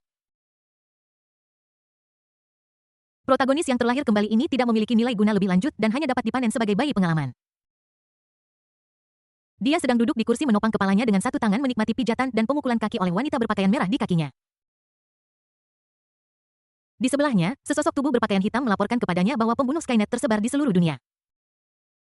Tidak lama kemudian keempat orang itu ditemukan berdasarkan sedikit informasi yang diberikan Wu Ze. Pria bernama Zhou Yu itu baru saja bergabung dengan tim peneliti yang proyek penelitiannya adalah teknologi VR. Su Yong masih seorang penyiar kecil dan gaya siaran langsungnya bukanlah tantangan ekstrim tetapi biasa-biasa saja. Xiao Bufan adalah hewan sosial yang bekerja sampai mati setiap hari dan menikmati berkat menjadi seorang 007. Tang Xiaoshan berasal dari keluarga Tang yang tertutup. Dia tampaknya cukup berbakat dan memiliki potensi untuk menjadi Raja Dewa. Setelah mendengar berita dari orang-orang ini, Su Liang mengangkat alisnya belum dapat dipastikan apakah 3 orang pertama adalah protagonis. Jika demikian, pasti jari emas itu belum terbangun. Membunuh mereka tidak berbeda dengan membunuh orang biasa dan Anda tidak akan mendapatkan keberuntungan apapun. Kalau begitu, mari kita pantau dulu. Adapun yang keempat, dia terlalu malas untuk memperhatikannya. Siapa di antara orang-orang serius yang takut akan kematian? Su Liang melambaikan tangannya dan meminta orang-orang untuk mundur. Orang-orang ini akan dipantau secara diam-diam dan setiap perilaku aneh akan segera dilaporkan. Tidak lama kemudian seorang wanita datang mengemudi, itu adalah Li Wanjun. Setelah kurang lebih berurusan dengan urusan kilang anggur, dia tidak sabar untuk datang mencari Su Liang. Apa ini disebut kirim abalon dari jarak ribuan mil? Hadiah itu penting dan sentimennya juga penting. Tentu saja Su Liang tidak akan menolak ini. Saat dia menikmati hadiah pahlawan wanita, perintah sistem muncul di benaknya. Apakah Jiang Tianqi sudah keluar? Su Liang tampak sedikit aneh. Anak muda, jangan terlalu marah. Aku sudah menyiapkan kejutan untukmu. Kuharap kamu bisa tetap tenang dan tidak terlalu marah. Bagaimanapun, daun bawang yang kuat tidak mudah muncul. Li Wanjun tidak tahan lagi. Dia pikir cinta membutuhkan dedikasi, tetapi dia tidak menyangka Su Liang akan menggunakan kekerasan di gang. Setelah mendengarkan cerita bawahannya, Jiang Tianqi sangat marah. Ares Group yang telah susah payah dia bangun bangkrut dalam beberapa hari setelah penahanannya. Ratusan miliar dana menguap dan hatinya berdarah. Semua saudara di kuil Dewa Perang termasuk tabungannya selama bertahun-tahun menginvestasikan segalanya. Semuanya sia-sia. Kehilangan uang itu sekunder. Runtuhnya grup Dewa Perang berarti hilangnya sumber ekonomi. Para saudara dari kuil Dewa Perang hanya bisa mendapatkan uang dengan menjadi tentara bayaran. Semua reformasi dan upayanya sebelumnya sia-sia. Kuil Dewa Perang akan menjadi bahan tertawaan di seluruh dunia gelap. Jiang Tianqi sangat marah hingga seluruh tubuhnya gemetar. Aura membunuh memenuhi tubuhnya dan suhu di sekitarnya tiba-tiba turun lebih dari 10 derajat pada saat ini. Keempat jenderal merasakan udara semakin berat dan pernapasan menjadi sulit. Baihu memiliki temperamen yang panas dan ketika dia melihat kakak laki-lakinya marah, dia juga ikut marah. Saudaraku, ini semua salah anak laki-laki cantik dari keluarga Su. Ayo kita bunuh dia sekarang juga. Ya, jika aku tidak membunuhnya, aku tidak akan bisa menyingkirkan kebencian di hatiku. Suan Wu juga bergema. Setelah jeda, dia mengeluarkan kamera dan menyajikan foto kepada Jiang Tianqi. Saudaraku, ini yang kami ambil tadi malam ketika kami pergi menemui adik iparku. Orang itu benar-benar memanfaatkan ketidakhadiranmu. Ketika dia mendengar bahwa Su Liang akan dibunuh, Jiang Tianqi segera menahan momentumnya dan merasa sangat malu. Bukankah dia tahu bahwa Su Liang adalah pria hina yang ingin kuhancurkan menjadi debu? Tapi dia bukan tandingan orang itu. Tidak hanya aku orang yang kuat di puncak Huajin, tetapi pengemudi juga seorang ahli Huajin. Ada beberapa orang dengan Huajin yang menjaga Su Wanxing dan beberapa dari mereka tidak lebih lemah darinya. Apa yang bisa dia gunakan untuk membunuh Su Liang live? Melirik foto itu, Su Liang dan Su Wanxing ibu dan anak sedang makan malam bersama tampak hangat seperti keluarga yang terdiri dari 3 orang. Dia sangat patah hati sehingga dia hampir tidak bisa bernapas. Mentalitas Ding Jiang Tianqi meledak. Nilai penjahat plus 1000. Kedua saudara itu berbicara dan King Long juga berdiri. Saudara Su Liang ini harus dibunuh dan keluarga Su harus dihancurkan. Jika tidak, di mana martabat kuil Dewa Perang kita berada? Hanya Suzaku yang tetap diam. Dia diam-diam mengamati Jiang Tianqi dan hatinya tenggelam saat melihat ekspresinya berubah terus-menerus. Benar saja, Jiang Tianqi menghela nafas dan berkata tanpa daya, Su Liang tidak mudah dihadapi, mari kita tunggu. Apa yang kau tunggu? Apakah kita di kuil Dewa Perang tidak punya harga diri? Jika kita tidak menangani masalah ini dengan baik, siapapun akan berani menginjak kepala kita di masa depan. Ketika Baihu mendengar ini, dia menolak melakukannya dan mulai berteriak. Beberapa orang mengangguk setuju dan memandang Jiang Tianqi serempak. Menurut mereka, semua pejabat tinggi dari kuil Dewa Perang ada di sini dan mereka telah membawa 100 tentara elit. Bukankah mudah untuk berurusan dengan sebuah keluarga? Mereka sama sekali tidak menganggap serius keluarga-keluarga domestik ini. Bahkan keluarga Su yang berada di puncak pun sama. Jiang Tianqi sangat malu hingga hampir menggali apartemen 3 kamar tidur dengan jempol kakinya. Melihat bahwa mereka tidak akan menyerah, dia hanya bisa menjelaskan alasan Su yang berada di puncak Huajin. Dia hanya di puncak Huajin ditambah pengawal di sampingnya yang berada di tahap awal Huajin. Mari kita pergi bersama Apa Hua di puncak Huajin. Baihu melambaikan tangannya dengan acuh tak acuh. Perlahan dia mulai sadar dan terkejut. 3 lainnya juga memiliki ekspresi tidak percaya. Melihat ekspresi terkejut mereka, Jiang Tianqi merasa tidak nyaman. Ketika Su Liang menepuk pundakku dan aku jatuh ke tanah, aku bahkan lebih bingung daripada mereka. Kalian semua tahu bahwa dia memiliki pengawal pada tahap awal Huajin. Sekarang saya katakan dia memiliki lebih banyak bawahan Huajin. Ada 3 atau 4 master Huajin yang menjaga Su Wanxing dan beberapa dari mereka bahkan sekuat saya. Terdengar suara orang-orang yang terengah-engah di sekeliling dan keempat jenderal itu tercengang. Apa yang terjadi selanjutnya adalah rasa takut. Untungnya mereka tidak menimbulkan masalah bagi Su Liang tadi malam maupun muncul dengan gegabah di depan Su Wanxing dan putrinya. Jika tidak, kamu bahkan tidak akan tahu bagaimana kamu mati. Jika kata-kata ini tidak keluar dari mulut Jiang Tianqi, mereka tidak akan pernah mempercayainya. Apa puncak dari Huajin? Tidak berlebihan untuk mengatakan bahwa di dunia gelap, mereka yang telah mencapai puncak energi gelap semuanya adalah pembangkit tenaga listrik terbaik dan mereka yang telah mencapai puncak energi transformasi bahkan dapat berjalan ke samping. Sebagai hasilnya, seseorang tiba-tiba memberitahu mereka, para Master Huajin yang jarang terlihat di dunia gelap sebanyak anjing di kota makmur ini. Apakah Nima gila atau dunia yang gila? Setelah mencerna informasi ini, semua orang terdiam. Jangan pernah menyebut tentang membunuh Su Liang sekarang. Mengesampingkan ide berbahaya ini untuk saat ini, keempat jenderal membawa Jiang Tianqi kembali ke markas. Dendam ini tidak bisa dibiarkan begitu saja. Musuh itu kuat, mereka harus kembali dan membuat rencana yang matang. Itu disebut markas tetapi itu hanya bar kecil yang mereka beli. Tempat ini telah menjadi benteng kecil dari kuil perang mereka. Namun, ketika mereka kembali ke bar, ada sesuatu yang terasa salah. Seluruh jalan di depan diblokir. Suzaku sedang duduk di kursi penumpang. Melihat seseorang berjalan kembali, dia membuka jendela mobil dan bertanya sambil tersenyum. Permisi, apa yang terjadi di depan sana? Lalu lintasnya sangat buruk. Pria parubaya itu terpana oleh penampilan Zukwe yang memukau dan langsung berubah menjadi penjilat pantat. Saya tidak tahu apa yang terjadi sebenarnya, saya hanya melihat banyak petugas SWAT muncul di depan kami mengepung sebuah bar dan terjadi baku tembak.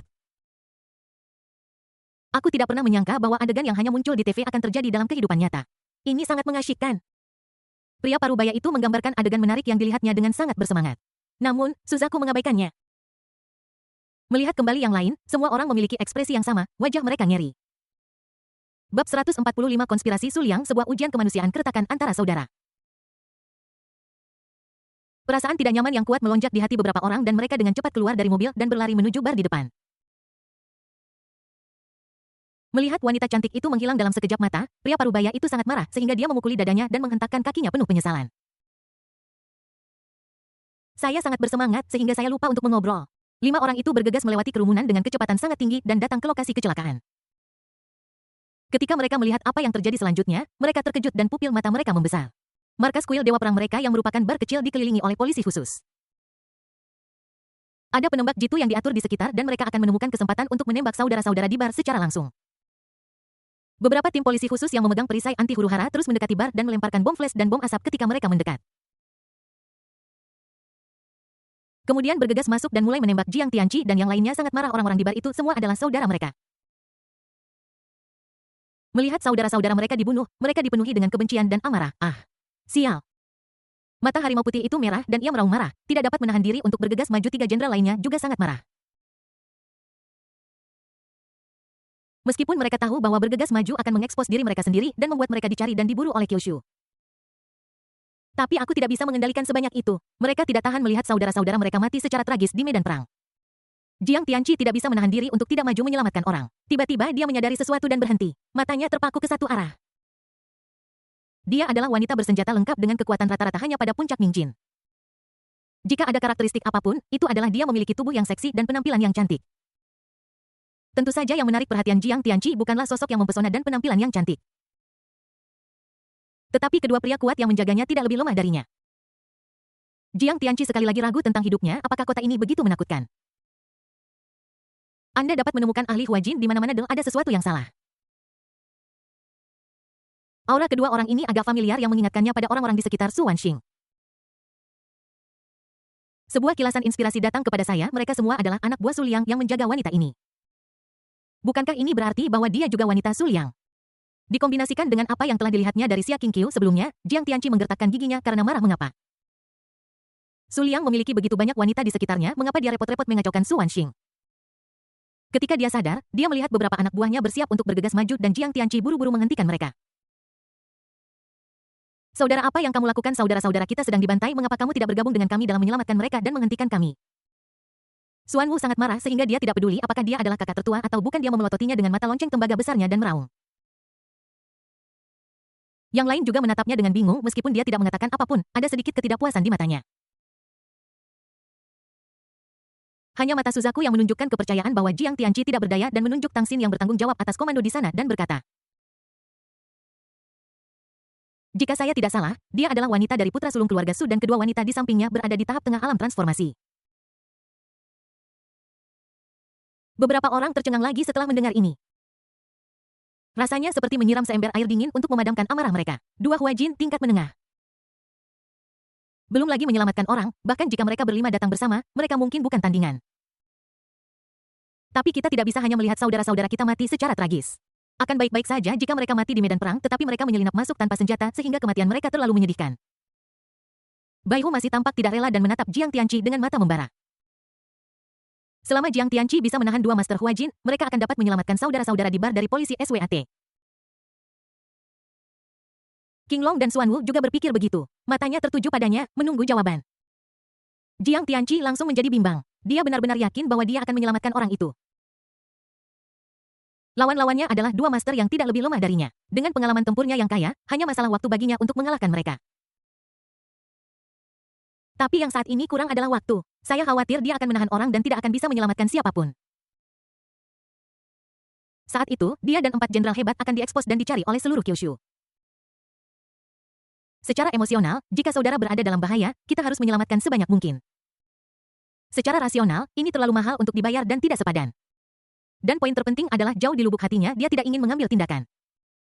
Begitu dia mengambil tindakan, dia tidak punya pilihan selain meninggalkan negara itu dan kembali ke dunia gelap. Kemudian Su Wanxing dan putrinya hanya bisa membiarkan Su Liang melakukan apapun yang dia inginkan. Pada akhirnya dia masih tidak bisa melepaskan istri dan putrinya. Apa yang tidak dia sadari adalah melihat bahwa dia ragu-ragu dan tidak mengatakan apa-apa, mata King Long, Bai Hu, dan Xuan Wu secara bertahap berubah.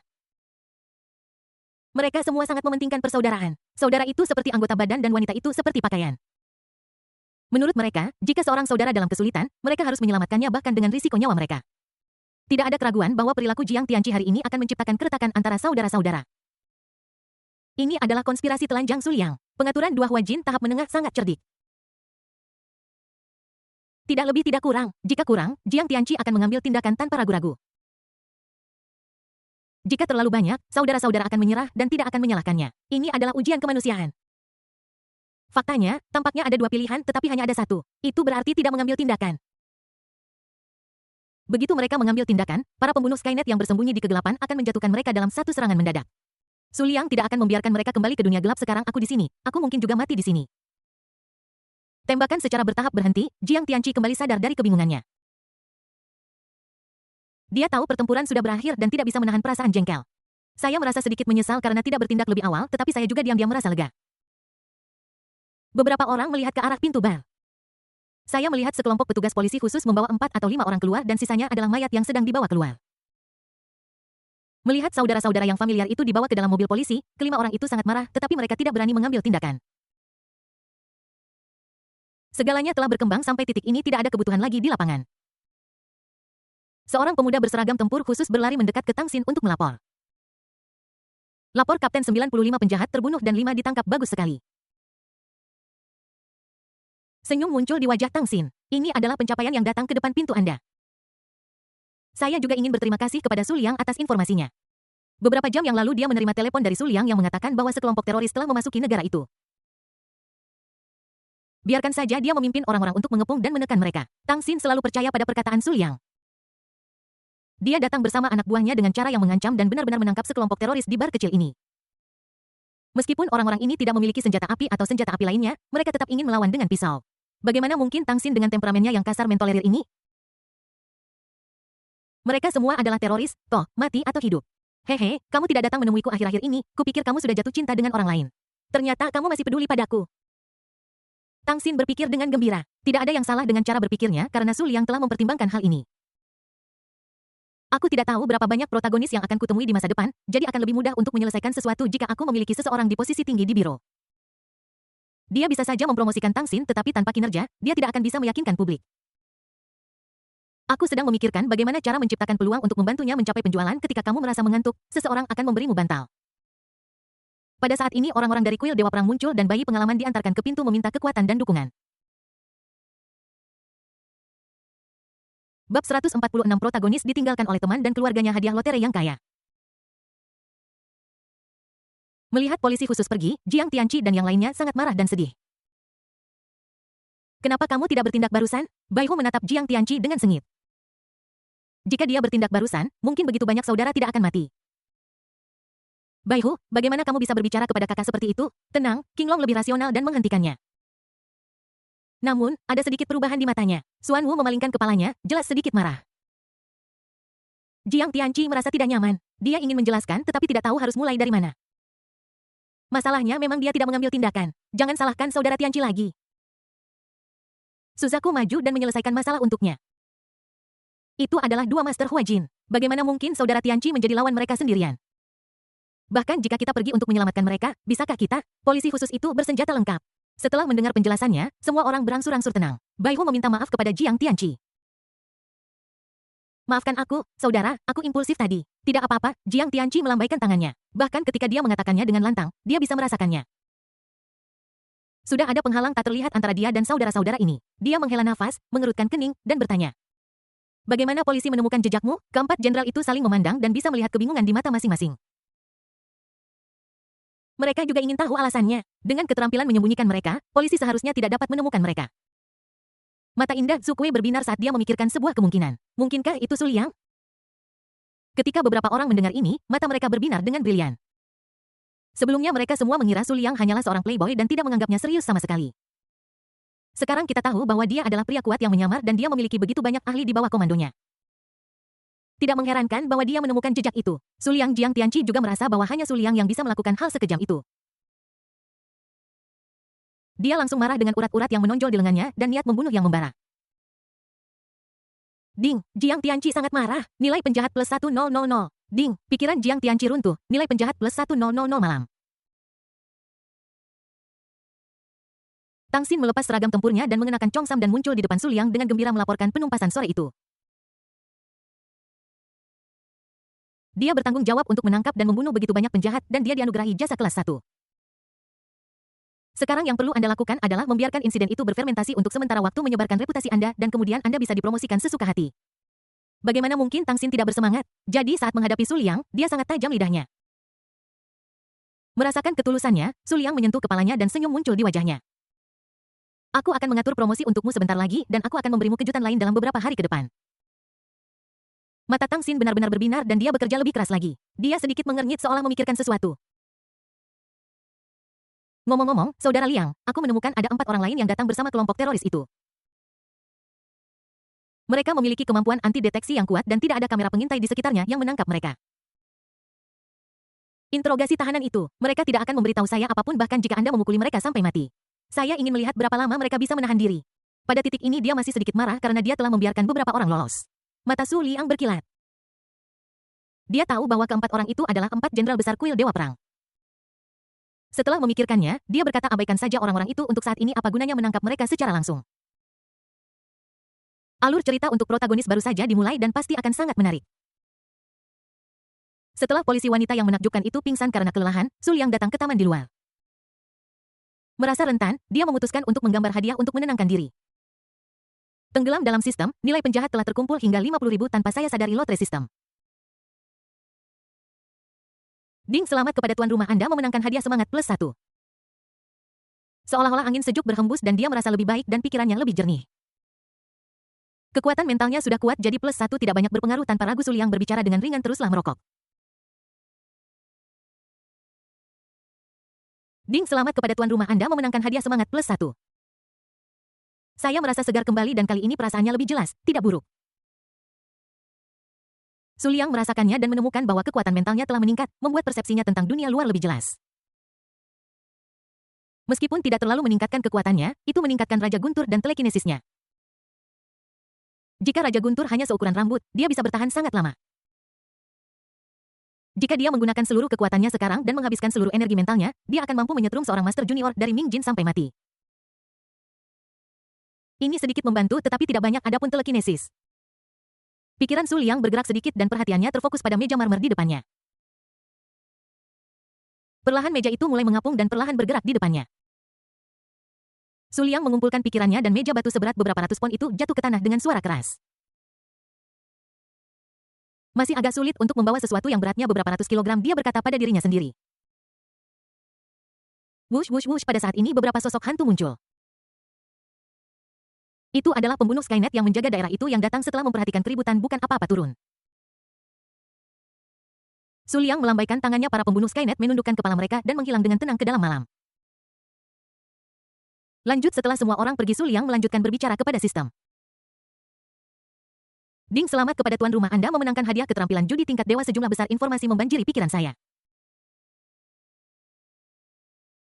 Dampak ini tidak berpengaruh pada Su Liang karena dia sudah terbiasa dengan itu.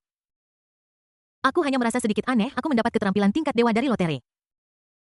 Aku merasa undiannya semakin baik dan baik sekarang. Mungkinkah ini hasil dari keberuntungan plus 1 dari terakhir kali? Bagaimana jika bonus keberuntungan datang beberapa kali lagi? Setelah mencerna informasi ini, dia menguasai segala macam pengetahuan dan teknik curang. Tidak berlebihan untuk mengatakan bahwa dia tidak ada duanya dalam keterampilan berjudi dan tidak ada yang berani mengaku sebagai yang pertama. Para raja judi, dewa judi, dan santo judi semuanya harus minggir. Setelah Anda menguasai keterampilan ini, Anda tidak perlu lagi khawatir tentang uang. Ketika Anda kehabisan uang, pergilah ke kasino. Namun bagi Su Liang yang sekaya negara, itu sama sekali tidak berpengaruh. Dia sama sekali melupakannya. Lanjutkan. Ding, selamat kepada tuan rumah Anda memenangkan hadiah pedang iblis. Terbuat dari besi meteorit, bahkan sehelai rambut pun bisa patah. Sangat kuat. Saat berikutnya, Su Liang memiliki pisau tambahan di tangannya. Cahaya bulan menyinari, memantulkan cahaya dingin dan tajam.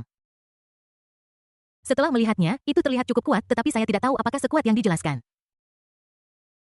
Melirik meja marmer di depannya, Su Liang dengan lembut mengayunkan pisau. Adegan mengejutkan muncul. Pisau ajaib menyapu memotong meja marmer menjadi dua seolah memotong tahu. Su Liang sedikit terkejut. Dia sama sekali tidak menggunakan kekuatan apapun barusan. Bahkan jika orang biasa mengayunkan pisau, itu akan menyebabkan efek seperti itu. Ini berarti bahwa dia dapat dengan mudah menembus pertahanan Grandmaster Hua Jin yang bahkan tidak dapat ditembus oleh peluru. Kekuatan bertarungnya meningkat secara dramatis lagi. Sekarang tidak ada yang bisa mengancamnya. Di masa depan mungkin beberapa protagonis yang kuat akan muncul dan memungkinkannya menggunakan pisau ini. Dengan senyum puas Su Liang memikirkannya dan memasukkannya ke ruang pribadinya. Ada satu kesempatan lagi untuk menarik hadiah. Ding, selamat kepada tuan rumah Anda memenangkan hadiah 10 mobil mewah yang dimodifikasi. Kinerja dan konfigurasi setiap aspek jauh melebihi mobil sport dan kenyamanannya tak tertandingi. Mobil mewah apa-apaan ini? Bagaimana jika dia adalah protagonis dari genre super kaya? Jadi bagaimana jika mobilnya bagus? Apakah dia masih perlu menyetir sendiri? Su Liang mengabaikannya begitu saja. Dia tidak kecewa. Sistem ini berfokus pada memiliki banyak anak dan keberuntungan dan tidak ada harapan untuk lotre. Mampu menarik pedang ajaib itu sudah merupakan keuntungan besar. Bab 147 Imajinasi mengerikan sang pahlawan wanita. Apakah protagonis yang dicurigai muncul keesokan harinya? Su Liang berkendara ke rumah Yu Suing untuk memberikan obat pemelihara kehamilan kepada wanita yang baru hamil itu. Secara tiba-tiba dia menukarnya dengan mobil mewah yang dia menangkan tadi malam, Maybach yang mewah namun tetap sederhana. Kenyamanannya memang jauh lebih baik daripada Rolls-Royce sebelumnya. Seharusnya bagus untuk melakukan banyak hal. Su Liang juga berpikir begitu. Mengenai performa dan kekuatan mobil, dia sama sekali tidak peduli. Pria berbaju merah itu mengemudi di depan dan terkejut. Sebagai pembunuh top di dunia gelap, dia telah melihat banyak mobil mewah tetapi tidak satupun yang sebaik mobil ini. Saat mengemudi, dia mengujinya dan menemukan bahwa data dalam semua aspek jauh melebihi data mobil sport papan atas. Aku tidak bisa tidak mengagumi misteri Su Liang semakin dan semakin kedatangan di tempat tujuan. Di depan pintu villa mewah, Yu Suing hendak keluar. Aku terkejut melihat Su Liang datang. Ketika dia mengeluarkan obat pemelihara kehamilan dan berbagai suplemen, Yu Suing sangat gembira. Dapat dilihat bahwa Su Liang peduli dan menghargai anak di dalam perutnya. Dia dengan senang hati menyambut Su Liang pulang. Adapun rencananya untuk pergi, dia benar-benar lupa tentang itu. Ketika dia masuk ke rumah, dia menyajikan teh dan air serta mengupas anggur dan memotong buah-buahan. Orang-orang hampir menganggap Su Liang sebagai tuan tanah. Sebenarnya hampir sama saja dalam hatinya dia hanyalah selir Su Liang. Jika kamu ingin mendapatkan lebih banyak cinta, kamu harus berusaha sekuat tenaga untuk menyenangkan. Ngomong-ngomong, aku melihatmu keluar tadi karena sesuatu. Setelah makan buah anggur yang dia masukkan ke mulutnya, Su Liang mengangkat alisnya dan bertanya. Yu Suing menjawab, lalu menggelengkan kepalanya. Sebenarnya tidak ada yang serius. Sepupu saya datang dengan kereta api dan saya akan menjemputnya. Karena kamu di sini, tentu saja aku akan tinggal di rumah bersamamu. Dia sudah dewasa, dia tidak akan. Jauh di stasiun kereta bawah tanah kota ajaib, seorang pemuda yang agak tampan berdiri di depan pintu dengan linglung. Mataku memindai kelompok resepsionis tetapi aku tidak bisa melihat sosok yang familiar itu. Melihat kebingungan Su Liang, Yu Suing mulai menjelaskan.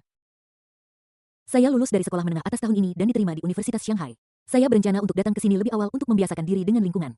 Ibu saya tahu saya di sini, jadi dia meminta saya untuk menjaganya. Su Liang berkata dan informasi tentang Yu Suing muncul. Memang ada sepupu bernama Zhao Qing yang merupakan cucu dari bibi sepupu ibunya. Dia memiliki kesan tentang nama itu. Aku ingat ketika hasil ujian masuk perguruan tinggi keluar, orang ini sangat terkenal dan mendapat skor hampir sempurna. Ingat dia punya nilai buruk sebelumnya, saat itu dia berusaha mengejar seorang pahlawan wanita, jadi dia tidak peduli dan hanya menuliskan namanya. Agak tidak terduga bahwa dia sekarang muncul sebagai sepupu Yu Suying, Su Liang, memberinya tatapan aneh. Bagaimana rencanamu mengaturnya Yu Suying tertegun, aku tidak tahu mengapa Su Liang peduli tentang masalah ini dan tidak menyembunyikannya. Aku menyewakannya sebuah rumah dekat sekolah, menjemputnya untuk makan malam, dan kemudian mengantarnya. Setelah dia selesai berbicara, dia sadar Su Liang tiba-tiba sangat peduli padaku. Apakah dia cemburu? Hatiku tiba-tiba dipenuhi dengan perasaan bahagia. Setelah diam-diam bersuka cita untuk sementara waktu, Yu Suying berkata karena takut Su Liang akan salah paham. Pasti karena aku sudah menjadi terkenal. Banyak kerabat yang dulunya memiliki sedikit hubungan denganku datang untuk menjilatku. Aku tidak tahu bagaimana ibuku bisa tertipu olehnya. Kami memiliki hubungan yang baik, jadi dia membiarkanku menjaganya. Untuk menyelamatkan muka, aku hanya mengikuti arus saja. Bahkan, aku belum pernah bertemu sepupu itu. Saudara Liang, karena kamu di sini, tentu saja kamu yang paling penting. Beri saja dia alamat dan langsung pergi ke sana. Imajinasi wanita benar-benar terlalu kuat. Apa arti kecemburuan? Kedua kata ini sama sekali tidak ada dalam kamus Su Liang. Karena setiap wanita yang dia miliki dikelilingi oleh pengawal dan siapapun dari lawan jenis yang mendekatinya akan mati. Sangat iri sama sekali tidak, dia hanya menebak apakah Zhao Qing akan menjadi protagonis. Mengapa kamu tidak pergi dan melihat dan mencari tahu? Hati Su Liang tergerak dan dia tersenyum dan berkata. Karena ini perintah ibumu, akan buruk jika aku tidak pergi menemuinya. Aku akan pergi bersamamu untuk menemui sepupu itu. Yu Suying sedikit terkejut. Su Liang adalah pria yang sangat sibuk dan dia benar-benar ingin pergi bersamanya untuk menjemput seseorang. Dia segera bersorak. Jika dia tidak bisa memahaminya, dia berhenti memikirkannya. Yang dia butuhkan hanyalah menghabiskan lebih banyak waktu dengan Su Liang. Ding aling ding aling ding aling, sebuah ponsel berdering. Yu Suying mengangkatnya dan melihat bahwa itu adalah nomor yang tidak dikenal. Setelah ragu sejenak, dia mengklik tombol jawab. Sebuah suara ragu-ragu datang dari sisi lain. Sepupu, ini Zhao Qing, saya di stasiun kereta bawah tanah. Kamu di mana? Aku tidak melihatmu. Mengetahui bahwa itu adalah sepupu itu yang menelepon, Yu Suying berkata dengan ringan. Aku tidak pergi ke stasiun kereta bawah tanah. Kamu bisa naik taksi langsung ke Century Hotel. Aku memesan makan siang di sana. Dia memikirkannya dan menyerah pada gagasan menjemput sepupunya. Su Liang pergi bersamanya untuk menjemput seseorang. Apa statusnya? Namun awalnya saya berencana hanya menghibur Anda dengan santai. Karena Su Liang bersamanya, dia mengubah lokasi makan malam ke Hotel Bintang 5. Bip bip bip. Mendengar nada sibuk telepon yang ditutup, Zhao Qing yang berdiri di pintu masuk stasiun kereta bawah tanah tertegun dan acak-acakan tertiup angin. Faktanya, dia sudah berada di sana selama setengah jam dan melihat-lihat di pintu tetapi tidak dapat menemukan siapapun sehingga dia menelepon. Tetapi sepupu itu tidak datang. Dia memuntahkan darah di hatinya. Kemudian dia mulai menghibur dirinya sendiri lagi. Sepupuku pasti terlalu sibuk dan lupa. Melihat bahwa dia sedang bersiap untuk menyambut kita di hotel, dia pasti menganggap dirinya serius. Zhao Qing memiliki senyum di wajahnya dan tatapan yang agak agresif di matanya. Dia mengulurkan tangannya dan mengepalkan tinju seolah mencoba meraih sesuatu. Dia sudah lama ingin bertemu sepupu superstarnya. Karena alasan ini dia menyerah pada Universitas Imperial Capital dan memilih Universitas Kota Ajaib yang lebih rendah. Untuk bertemu sepupunya, dia meminta ibunya untuk membangun hubungan baik dengan ibu sepupunya. Dan dengan nilai-nilainya yang sangat baik, dia mendapatkan dukungan dari ibu sepupunya. Adapun mengapa dia bersusah payah untuk mendekati sepupunya, hanya dia sendiri yang tahu. Dan dia juga memiliki kepercayaan diri ini karena dia adalah protagonis yang ditakdirkan. Sebulan sebelum ujian masuk perguruan tinggi, nilainya berada di urutan terbawah kelas. Saya pikir saya hanya bisa kuliah di sekolah menengah kejuruan dan bekerja sebagai tukang obeng di pabrik setelah lulus dan masa depan saya suram.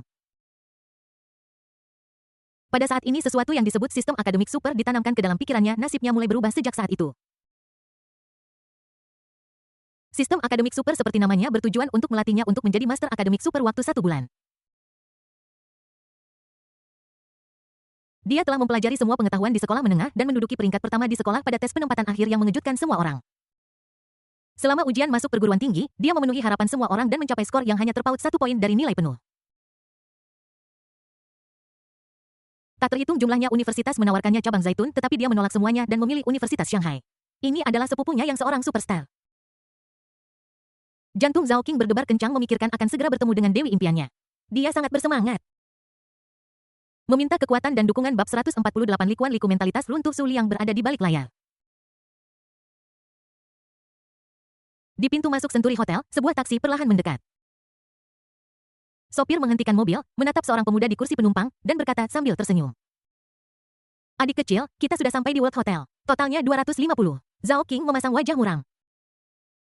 Ketika dia naik taksi, dia mencari tahu biaya dari stasiun ke Century Hotel dan menemukan bahwa paling banyak hanya sekitar 100 yuan. Sopir berhati hitam ini benar-benar menggandakan kecepatan saya. Apa? Karena dia baru di sini jadi kau pikir kau bisa memanfaatkannya? Faktanya tidak ada yang salah dengan membayar sedikit lebih banyak uang, poin utamanya adalah kau membuang-buang waktu. Ini sudah lewat waktu makan malam yang saya setujui dengan sepupu saya. Aku ingin tahu apakah sepupuku akan marah karena dia terlambat. Dia dipenuhi amarah. Dia mengeluarkan 100 yuan dan melemparkannya ke wajah pengemudi lalu bersiap untuk turun dari mobil. Aku menemukan bahwa pintu mobil tidak bisa dibuka dan terkunci. Sepertinya seseorang telah mempersiapkannya. Suara dingin pengemudi itu terdengar dari samping. Adik kecil, apa kau tidak mendengarku? Harganya 250. Zhao King marah ketika mendengar itu. Beraninya kau berkata seperti itu? Kau membawaku dalam perjalanan yang sangat panjang dan aku belum memintamu uang, tapi kau masih punya keberanian untuk meminta uang. Cepat dan bukakan pintu untukku. Jika dia tidak terburu-buru, dia harus berbicara baik-baik dengan sopir yang tidak bermoral ini. Adik kecil, apa yang kamu katakan itu tidak benar. Beberapa jalan macet, jadi tentu saja aku harus mengambil jalan memutar. Melihat wajahnya yang tersenyum, Zhao King sangat marah hingga muntah darah. Ini adalah pusat kota Shanghai dan ini belum jam sibuk, jadi dari mana kemacetan ini berasal? Tepat ketika saya akan meledak, pengemudi berbicara lebih dulu dengan wajah muram. Timer itu jelas memiliki label harga. Apakah Anda mencoba untuk menghindari tanggung jawab Anda? Saat dia berbicara, dia mengeluarkan belati dari laci rumput, sejenis tanaman. Zhao King mengutuk dalam hatinya. Tapi tubuhnya jujur dan dia mengeluarkan 200 yuan lagi dan menyerahkannya. Dia adalah putra keberuntungan dan memiliki masa depan yang cerah. Tidak ada gunanya berdebat dengan orang yang kejam seperti itu. Dia mengambil uang itu dengan senyuman dan pengemudi memberinya uang kembalian 50 yuan sebelum membuka pintu mobil. Melihat taksi yang melaju pergi, wajah Zhao King tampak muram. Aku akan mengingatmu. Setelah tenang, dia berbalik ke arah Hotel Century dan berjalan ke arahnya. Hotel ini layak menjadi hotel bintang 5. Begitu dia melangkah masuk, Zhao King terkejut dengan dekorasi yang mewah dan megah di dalamnya. Keluarganya hanyalah keluarga yang berada. Kapan dia pernah ke tempat mewah seperti itu? Lampu kristal yang bernilai ratusan ribu dolar, hidangan lezat di meja makan, pekerja kerah putih yang elegan dengan setelan jas, semuanya menarik perhatiannya. Apakah ini kehidupan kelas atas? Mata Zhao King berkedip. Dia memiliki sistem dan cepat atau lambat dia akan menjadi salah satu dari mereka. Seharusnya lebih kelas atas dari mereka. Pada saat ini, seorang pria dan seorang wanita datang ke arah kami. Karena dia sedang memikirkan sesuatu dan tidak menghindar, dia langsung bertabrakan dengan mereka. Apakah kamu buta? Ini adalah pria parubaya dengan perut buncit yang mengutuk dengan ekspresi jijik. Di sebelahnya, teman wanitanya mengenakan riasan tebal. Melihat ini, dia buru-buru menepuk pakaiannya seolah-olah takut mengotorinya. Kamu orang bodoh yang buta, apakah kamu tahu berapa harga setelan pakaian suamiku ini? Jika kamu merusaknya, kamu tidak akan pernah bisa membayarnya seumur hidupmu. Zhao King menyadari bahwa dia telah menabrak seseorang dan hendak meminta maaf. Melihat sikap keduanya, dia segera menarik kata-katanya. Apakah kamu buta? Jalan selebar ini, tetapi kamu bersikeras berjalan di tengah. Selain itu, mengapa kamu tidak membiarkanku lewat? Aku sudah sangat marah karena aku ditipu di bus. Melihat bahwa keduanya tidak masuk akal, amarahnya tersulut. Yoho, kau anak kecil, kau pikir kau benar? Kau ingin kami memberimu jalan? Kau pikir kau siapa? Wanita dengan riasan tebal berdiri dengan tangan di pinggul, tampak arogan dan agresif. Cepat dan minta maaf kepada suami saya. Zhao King sangat marah sampai dia tertawa. Ada berbagai macam burung di hutan. Dalam masalah ini bahkan jika kaisar dipanggil dia tidak akan salah. Dia segera mulai berdebat dengan mereka berdua. Pertengkaran itu menarik perhatian pelanggan di sekitarnya yang menonton pertunjukan dengan penuh minat. Zhao King merasa jengkel. Saya sudah melewati waktu yang disepakati dengan sepupu saya dan jika saya menunda lebih jauh saya khawatir itu akan meninggalkan kesan yang buruk. Dia ingin melewati mereka berdua dan pergi tetapi ditangkap oleh pria parubaya gemuk yang memaksanya untuk meminta maaf. Dasar bajingan kecil, apakah kamu tahu siapa suamiku? Dia adalah manajer umum perusahaan bahan bangunan kota ajaib. Wanita dengan riasan tebal itu menunjuk hidungnya dan mengutuk wajah Zhao King yang sangat suram. Sialan, apa hebatnya seorang manajer umum perusahaan hingga begitu arogan? Lalu, apakah kamu tahu siapa aku? Melihat dia bersikap angkuh, wanita dengan riasan tebal itu mencibir, aku tidak tahu siapa kamu. Maimi saudara perempuan adalah bintang terkenal Yu Suying. Zhao King ingin mengatakan bahwa dia adalah pencetak gol terbanyak dalam ujian masuk perguruan tinggi tahun ini. Kemudian saya pikir tidak pantas untuk mengatakan bahwa saya seorang siswa dalam situasi ini jadi saya mengubah kata-kata saya. Puff, udara hening sesaat dan kemudian terdengar ledakan cibiran. Adikmu adalah manajer Yu, kenapa kau tidak kencing saja dan bercermin? Pecundang macam apa kau ini? Aku bilang aku orang terkaya di negara ini. Pria parubaya itu mencibir dan memeluknya lebih erat, tidak membiarkannya pergi. Tidak hanya dia, tetapi orang-orang di sekitarnya juga tampak tidak yakin. Tentu saja mereka sangat menyadari Yu Suying seorang bintang besar yang memulai debutnya di Shanghai. Saya juga tahu bahwa setelah dia pensiun dia menjadi manajer cabang hiburan grup Su. Apa anak ini gila? Dia menipu manajer Yu. Aku ingat manajer Yu pernah diwawancarai sebelum pensiun. Aku kebetulan melihatnya dengan jelas menyatakan bahwa dia adalah anak tunggal. Dia pasti kasus Chounibana yang parah, melamun tentang memiliki saudara perempuan atau laki-laki selebritas sepanjang hari. Membosankan. Orang-orang di sekitar berbisik. Beberapa orang yang bersimpati pada Zhao King ketika melihatnya dibully sekarang memandang rendah dirinya snap. Wanita dengan riasan tebal itu menamparkan wajah Zhao King. Tamparan itu tanpa ampun meninggalkan bekas telapak tangan merah terang di wajahnya. Zhao King bingung. Dia merasa sedikit tidak percaya bahwa dia tidak pernah dipukuli sejak kecil. Sebuah suara wanita terdengar. Kamu satu-satunya yang layak diasosiasikan dengan manajer Yu. Jangan sebut-sebut menjadi adikmu. Jika kamu mengenal manajer Yu, aku akan bersujud dan meminta maaf padamu. Oke. Merasakan tatapan menggoda dari orang-orang di sekitarnya, Zhao King merasakan sensasi terbakar di wajahnya dan sangat marah. Aku akan meneleponnya sekarang. Setelah mengatakan itu, dia mengangkat teleponnya dan menelepon Yu Suying. Halo, tidak ada yang menjawab panggilan yang Anda buat. Zhao King sedikit bingung dan terus berjuang. Halo, nomor yang Anda hubungi sedang tidak aktif tetapi saat ini di kotak VIP di lantai 3. Melihat bahwa itu sepupunya yang menelepon, Yu Suying mengabaikannya ketika dia menelepon lagi, dia langsung menutup telepon. Seperti seorang pelayan kecil, dia terus mengambil makanan untuk Su Liang. Zhao King berdiri di sana dengan linglung, wajahnya kusam. Mengapa sepupuku tidak menjawab panggilannya? Bukankah dia datang?